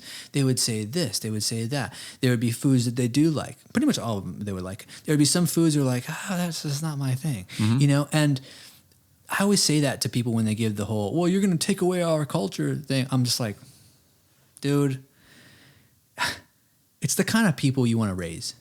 You know, I had good friends. I attracted good friends. I brought them to the family because I knew that they'd probably love this, you know. Or if they were a person that didn't love it, it'd be like, hey, this is a cool opportunity to get outside your comfort zone and learn about something new. And that's in and of itself great. That's why Paul Simon going to Africa and making a record is just like, dude, expose me to something new. Yes. What is that? Oh shit, that's awesome. Let me hear more of that. Or like with the Beatles going to India, like Totally. that's the reason. Totally. Probably we're even having this conversation about Eastern medicine right now. Yeah. Is because the Beatles went to India. Like it's Totally insane. Yeah, I mean, I'm with you guys. I think ultimately anything you can do to have a new experience for your mind, like you said, that gets you outside of your comfort zone, in any way, shape, or form is ultimately a good thing because the more people you know that are different from you, the more Yeah. not just tolerance, but celebration of otherness that happens. Like you become... Like you don't let fear get in the way of how you view people, how you view strange, obscure, rare, or like unfamiliar things. You kind of can lead with love because you're open to it. And I think you know, intention has a lot to do with I think with these things that we're talking about. You know, the intention of how things are used, and again, making sure that you know your gains are not coming at somebody else's expense to get there. Yeah, that's what I was going to say. Like in favor of. To return the favor, in terms of your argument, like there is a rude way to do it. You almost know it when you see it. You know, like if I really like ponchos, like and I wear a poncho, like fine. But like there is a rude way to wear a poncho and like kind of bite off a like I don't know, like maybe that's not the right. I'm trying to think of an example, but like you know, like there Instagram posts with you in a poncho being like, going to the Navajo reservation or something, you know? Right, like, Or like you know it when playing you on see painful stereotypes, like Yeah. oh, I'm gonna take a nap. It's only 12 o'clock, you know, and portray a stereotype of a lazy person that needs a siesta. You know, there's definitely ways to take it over the top. That's different than cultural appropriation. I'm trying to But think of an example well, I when mean, it's I know what rude. she's saying. But I know what people she's can do it rudely, I'm saying. And it's not just like blanket wise, like if you're using something from another culture, you have carte blanche to do what you want with it and make it and sell it and rock it. Like there's some kind of a line, but I guess I can't think of an example of where it is. Here. We have to allow for some influence. And can I just be honest? And again, bring on the flack, YouTubers. This is the joy of comedy. This is the joy of those stereotypes. You know, stereotypes do have joy in them. There's a reason Maz Jobrani is a Persian comedian. His entire material is about fucking Persian stereotypes, and they're hilarious because they're true. He's like, hey, you know, you're an Iranian when your Mercedes is black. You know what I mean? It's like, of course, all these black, you know, Mercedes are driven by these Iranians guys. It's a hilarious stereotype.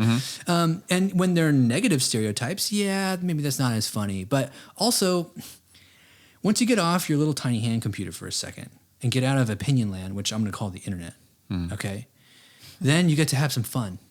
And, you know, I dated a few Asian women, and every time I was in the car when they were driving and they made a mistake, you better believe I leaned into that shit because I was like, come on, how do I fucking not right now? You're a great driver, but I'm teasing you. Sure.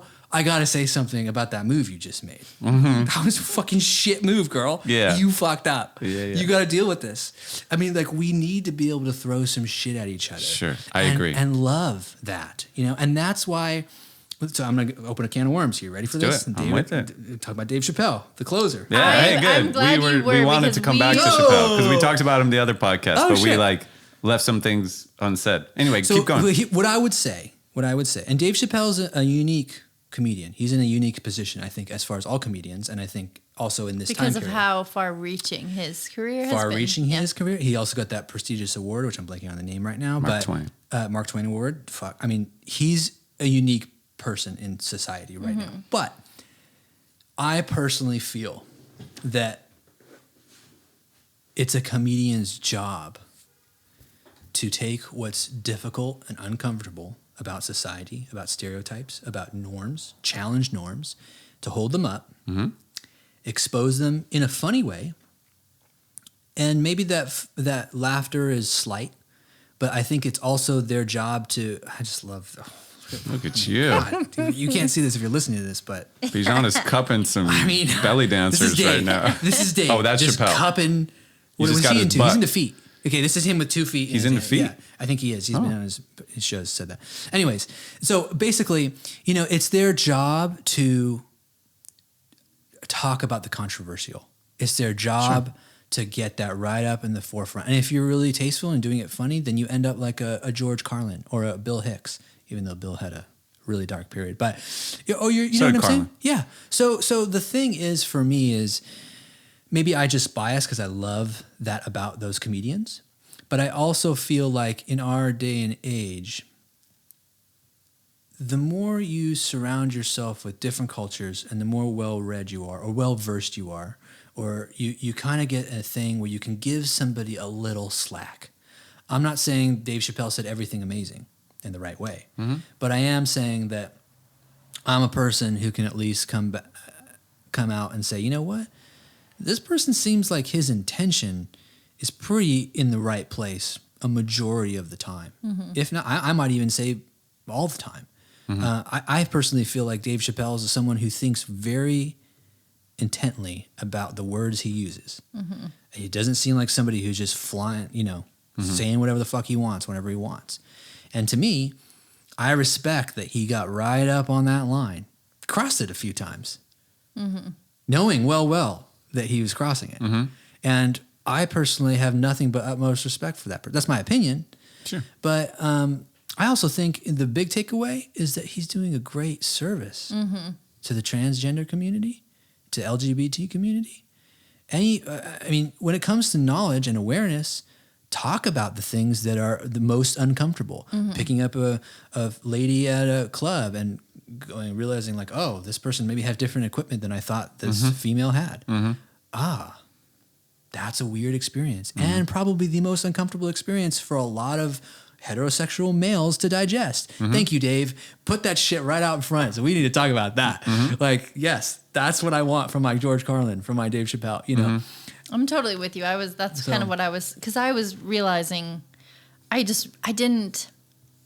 knew there was a controversy around it forming, but it really has taken off. I saw today there was some protests. A bunch of staffers walked out of Netflix after Netflix has refused to take down the special, and they're not backing down. So it seems like it's continuing to escalate. But I kind of circle back to what you said. I think there was like revisiting some of the comments. We were kind of trying to remember like what exactly did he say that could be found so offensive. But I think I do circle back to what you're saying in terms of like there's no such thing as bad publicity, and in a way he's pushing this conversation to a very public place, and we're like getting a dialogue going, which for so long has been a really hard thing to kind of bring to mainstream society. So I think that there's benefit in that, but I think you're right, there was definitely moments where he crossed people's lines. Sure. What they there were think sometimes is he said offensive. something that I was like, viscerally a little Yeah. offended, you know? Yeah. I'm like, ooh. I Like, saw yeah, like totally. I You know, saw a totally. man really grieving in that performance. Personally, that's like what I saw. I felt I thought that he was like thick with grief and all of that. So I think part of me was maybe cutting him some slack in that way. That I thought this is a person really hurting from Yeah. the fallout of the situation and Yeah. what's happened, and they're very. It wasn't this playful sort of like what if scenario, this friendly little banter. It was like cutting right to the core Yeah. for him, and I think that felt Yeah. so real that I Yeah. was willing to kind of see past some of the like roughness of it. Yeah. For me, Yeah. well, the no publicity is bad or whatever, the publicity thing, I don't think that's necessarily true. If someone did like a Hitler style, like we need to kill all the transgenders, like that would make everybody talk about transgenders, Sure. but that would be a That'd be negative Yeah. thing. Yeah.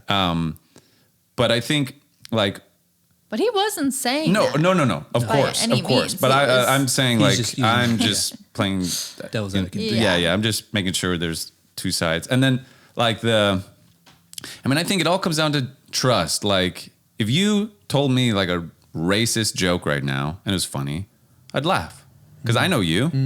I trust you. I'm a racist You're making piece it. of shit. You're, No, I'm you're, just you're racist, and we love it. No, you're joking. Like I know a joke when I hear it, but I also I trust you. Yeah. If some random guy on the street comes up to me and tells me a Yeah. racist joke, I'm like, That's a great the point. fuck Yeah. are you? You know, like there's no trust. Totally. You got to trust where the joke is coming Totally. from. And I think for, I guess, not everybody, it's evidently, but for most of us, like Dave Chappelle, like we trust him. We've seen him joke for so long Chappelle Show. that we know, Yeah. he's joking. Oh, here's a great point, though, actually, to sort of against Dave Chappelle a little bit. And my brother brought this up to me. Like, he stopped doing the Chappelle Show when he saw a guy on set laugh at his joke about black people that he was making. But the way the guy laughed, he was like, I can't tell right now. Like, is he laughing at me? And at the expense of black people? Yeah. Is that a respectful laugh? Or is that Yeah. like for a trans person to be like, I saw everyone laughing and I didn't like the way they're laughing. And I didn't like the way I don't like it.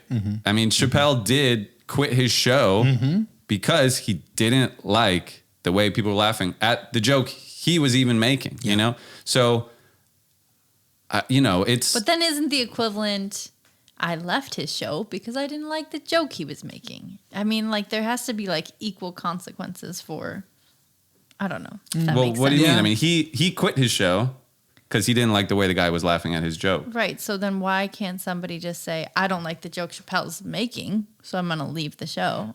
Yes, I Instead agree. And I think of, this is I'm a big... going to contact the producers of the show and try to get it canceled and try to. Yes. Yeah. I mean, I think. That, I completely agree with you. Yes. Yes. I don't know. Like you said, at a certain point, you're responsible for the reaction that you have. I mean, at all the points, you're Yeah. responsible. Well, that's for like that. what he says. He's like, did you see me on Netflix? Like, or did I follow you to your car Yeah. and tell you my Yes. material? Like, Bingo. keep it in the comments section or whatever. Like, Yeah.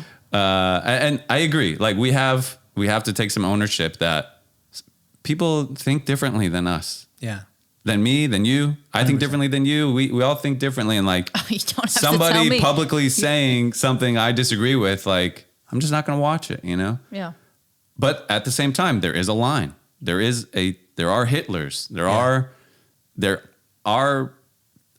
There is a Point where it there is jeopardizes safety of there is an others. idea Yeah. like of something Netflix could put out that I would be like, I think that should get taken down. Like if let's say Dave Chappelle just went up and said, we need to go kill all these transgender people, Yeah. for example, Yeah. I would be like, yeah, I think probably should take that down. I don't know what that's doing up there, like why, Yeah. why are, Yeah. I mean, and like, that's yeah, why okay, I people are agree. loving it. People are eating it up, but I really would, Yeah.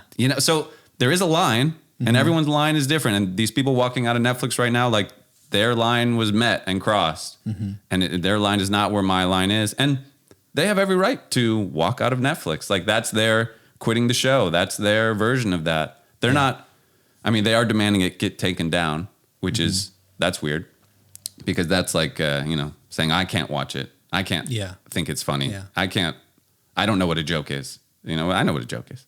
So it's very nuanced. It's complicated, It's an interesting time because in my opinion, you have this really interesting thing brewing. And I'm going to be honest. You've got, remember what I said earlier about, if we're really being honest about who we are, then we're fucking algae. Mm-hmm. So don't half-ass it. Whole ass it. Kim Kardashian asked this thing for a second. Okay? Get in there. My thing is, you're right. If Dave Chappelle puts out a skit tomorrow and says, oh, I hate transgender people, gay people, whatever, it's, as a society, we got to have some boundaries. Okay, here's that one scale. We got to have clear lines in the sand. Hey, you can't fuck kids, man. That's a clear line in the sand. Right. Cannot do that. No. Even if you biologically somehow like fucking kids, right. You can't Even do if that's your sexual preference. Society, we're not going to have it. We're not going to stand for it. That's our line. That's our boundary. At the same time, we also have to strive and be conscious of what evolution is for not just humans, but the entire world. And actually, we should kind of honor our algae ancestors. Our algae ancestors had to get fucking smart. And they had to be like, you know what? We can increase our awareness if we take these cells and make them multicellular organisms. We could form this thing called a liver, and then we could form this thing called a lung, and we could basically have different departments, and we could work together and make this multicellular organism called a pig or a human or Donald Trump or whoever, you know what I mean? And the thing is that coming together and that mindset of saying, counting further back than just I'm black or I'm Iranian or I came from this area of the world or that area of the world. And having this holistic thing that, we're all transgender people. We're all bisexuals. We're all homosexuals. We're all Hitler. We're all Donald Trump. We're all Muhammad Gandhi. We're all this stuff. I mean, if you want to be really factual about it, I'm sorry, but there's the cells in my arm are connected to the air, which are connected to the cells in your arm, which are connected to the cells in your arm. I'm pretty sure that these are all just particles vibrating if we're really getting down to the microscopic fucking level. So if you really want to be honest about it, you can't really get that fucking worked up about it. And at the end of the day, we're living in such an amazingly privileged country that we have time to worry about what Dave Chappelle said on one of his stand-up bits. We're not out there picking up, like going through rummage of a building that just got blown up, looking for our friend's arm to try and sew it back on. Like we're living in a really wonderful time. And I'm bringing that up because, like, again, a little bit, take that phone down for a second, take that internet down for just a second. I know we're watching this on the internet or whatever, but hey, don't take it down just yet. Yeah, hang on. Wait till the show's done. But having this a little bit of divested energy, a little bit of separation between what we think is the norm or society's subscription gives us this agency to, see things from a multi-dimensional, hold these multiple different things in our heads. Right. And I kind of think it makes life more enjoyable. That's my personal opinion. It's like the connection back to plant-based medicine.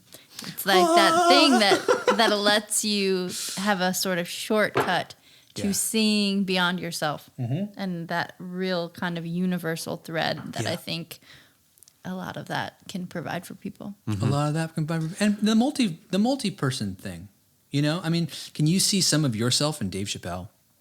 I can. Can I see some of myself in Donald Trump? Yeah, I can. That one's harder for me. It is. But we're all selfish, narcissistic, egotistical, greedy sometimes. Yeah. I mean, we are. I could. I at least, I do. I know what you mean. I guess I've been a scared for sure. little But I mean, bitch before, so am I, right? I mean, at a certain point, we can. And to be able to do that, I think, gives us the ability to say, why are we so worked up? I mean, if you really don't want your job at Netflix, then by all means, go walk out. Yeah. But I mean, if you're going to leave, Netflix is a powerful opportunity to work with other people. Why are you going to leave your powerful opportunity to work with other people? Because you don't like something that some guy said on the thing? If it's not crossing a huge societal boundary, and like you said, Paul, we all have that different definitions of what that societal boundary is. Well, I think we all have our own line, and then society has a line. Yeah. And for Good, some of yeah. us, the society line is sort of an average. Yeah. Or at least it's supposed to be. That's the idea. Yeah. Like some people think you should be allowed to fuck kids. Most people think you should not. And so society goes to, you can't fuck kids. Yeah. Some people think you shouldn't be allowed to have an abortion. Some people think you do, like that one's a little more split. So we teeter more, everyone, Yeah. So I don't know if something crosses your personal line, I think it's okay to say like, I'm out. Like I don't want to be a part of this. Yeah. Actually, this crossed my line. And if Netflix is not going to take it down, I don't want to work for Netflix. Yeah. I think that's fine. And I But respect to them be mad for that sticking to their guns. the societal average is not where you want it to be. Well, I don't know. That's tough too, because Martin Luther King saw society's average not Yeah. where he wanted it to be. Bingo. And so he fought to change it. Yeah. So you got to do that too. I mean, it's Yeah. fucking, it's a It's a tricky- paradox. it's a slippery one, isn't it? You I know, have I to guess accept it that's and you why- have to also fight to change it. Yeah. I don't know what to tell you. It's a Ultimately, paradox. I'm not mad about either position at this point, right? Yeah. Like I'm not mad at the people who are organizing and gathering and rallying around their political beliefs in this way. Yeah. But I'm also not mad at Chappelle, and I don't want him canceled. Yeah. Yeah. I agree. And I think, yes, I agree. I totally Completely. agree. I think this is one. The last thing I'll say is that Say it. I think this is one interesting thing specific to comedy. Also, one of my favorite bits ever is Bill Hicks when I think he's in London. He's doing a show in London, and he does the whole bit where he says, "Hey, is anyone here work in advertising and marketing?" And people raise their hands, and he goes, "Fucking kill yourself," and everyone laughs like, "Oh, He's like, "No, not kidding. I'm not kidding. This is the point where I stop the show, and you go out and you buy a gun, you load it, and you stick it in Oh, your fucking gosh. head, and you blow your fucking head off." And he says it in a way that's very comedic. Now, literally, Bill Hicks just told people to go kill themselves. Total not okay. Sure. Like that's fucking rough, man. That's like not cool. But man, he did it in such a way with intention. Our word that we like to use, intention. He did it in such a way.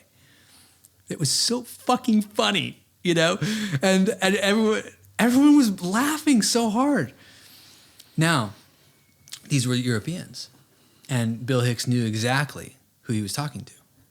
He said, he even said in that same bit, I love doing shows in Europe, in London. I can get away with all my jokes here. Because in the U.S., I can't say this shit. And I think that's also part of the conversation is that the U.S. as a general collective is actually still a very young country. Europe, the countries are closer together. They've been through world wars, like really in the thick of the world wars. Yes, we were involved. But there's the difference in part of that. And I think that, it's Dave Chappelle here in America at this time where I would almost call it partially, which some of this is good, but it's almost like the age of being offended. Yeah. The age of information just as much as it is the age of disinformation. It's a very interesting, tumultuous time. And that Dave is here rocking the boat. I love him. I do love him.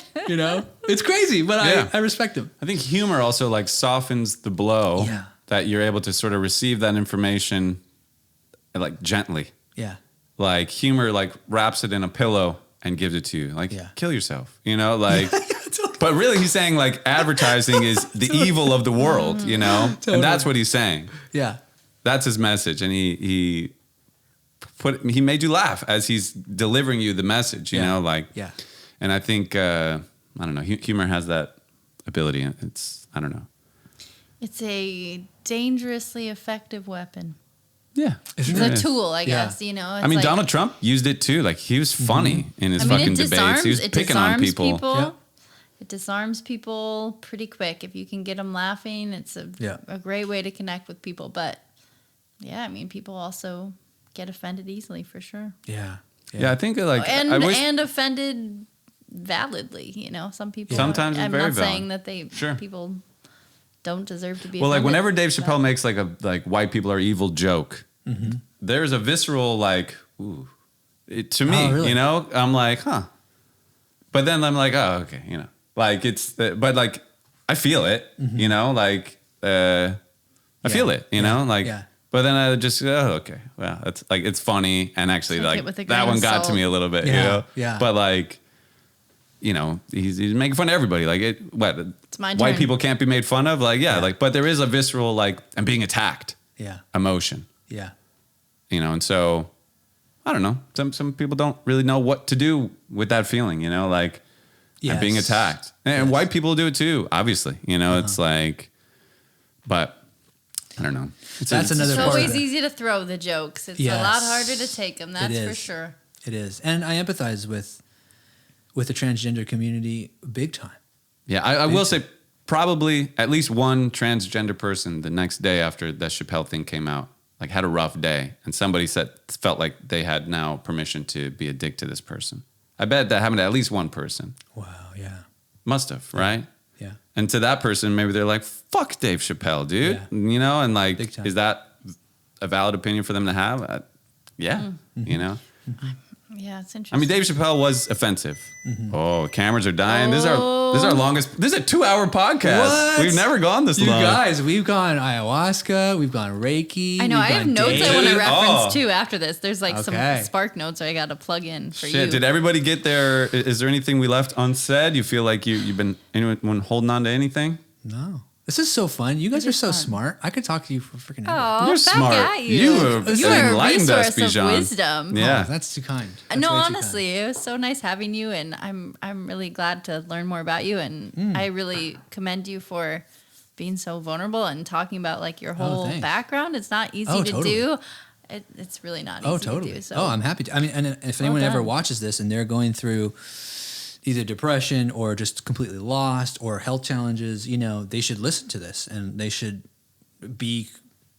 try some shit. Yeah. I mean, whatever is calling to them, like, Keep maybe pushing. this type of therapy is great. Maybe that I should go back to the Western world and get another ultrasound. Maybe I should get a second opinion on that blood test. Fucking go for it. Keep pushing. Yeah. Be your advocate. Yeah. Don't give awesome. up because it's a real, I'm a big advocate. I listen to a lot of podcasts. Darren O'Lean's show I really like, healing podcasts. There's a podcast called The Good Life, audio podcast. I nerd out my audio podcasts all day. And that stuff is Are there really- non-audio podcasts? Do people read podcasts? No, I'm sorry. Because I'm an audio engineer, like working class audio, or like Podcasts hanging about out with audiophiles. audio. Yeah. I see. They talk like gear, or they talk life. I was like, every hacks. podcast I listen to is audio podcast. That's so fun. I should specify that. Good. Audio, like Yeah. industry podcast. Yeah, like industry podcasts. Gotcha. Yeah. So, Fuck yeah, dude. but anyways, yeah. I'm grateful to be your friend, Bijan. Dude, likewise, Paul. I love love you. you so much, dude. Oh my God. So Fuck good. yeah. Love you too, Christine. I love you too. All right. Good night, everybody. Bye. Hey, that's awesome, man. Shit. Oh, It's also man. cool because like we were inside You step Mikeland.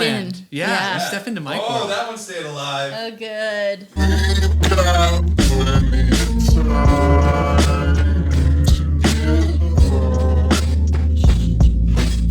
Thank you.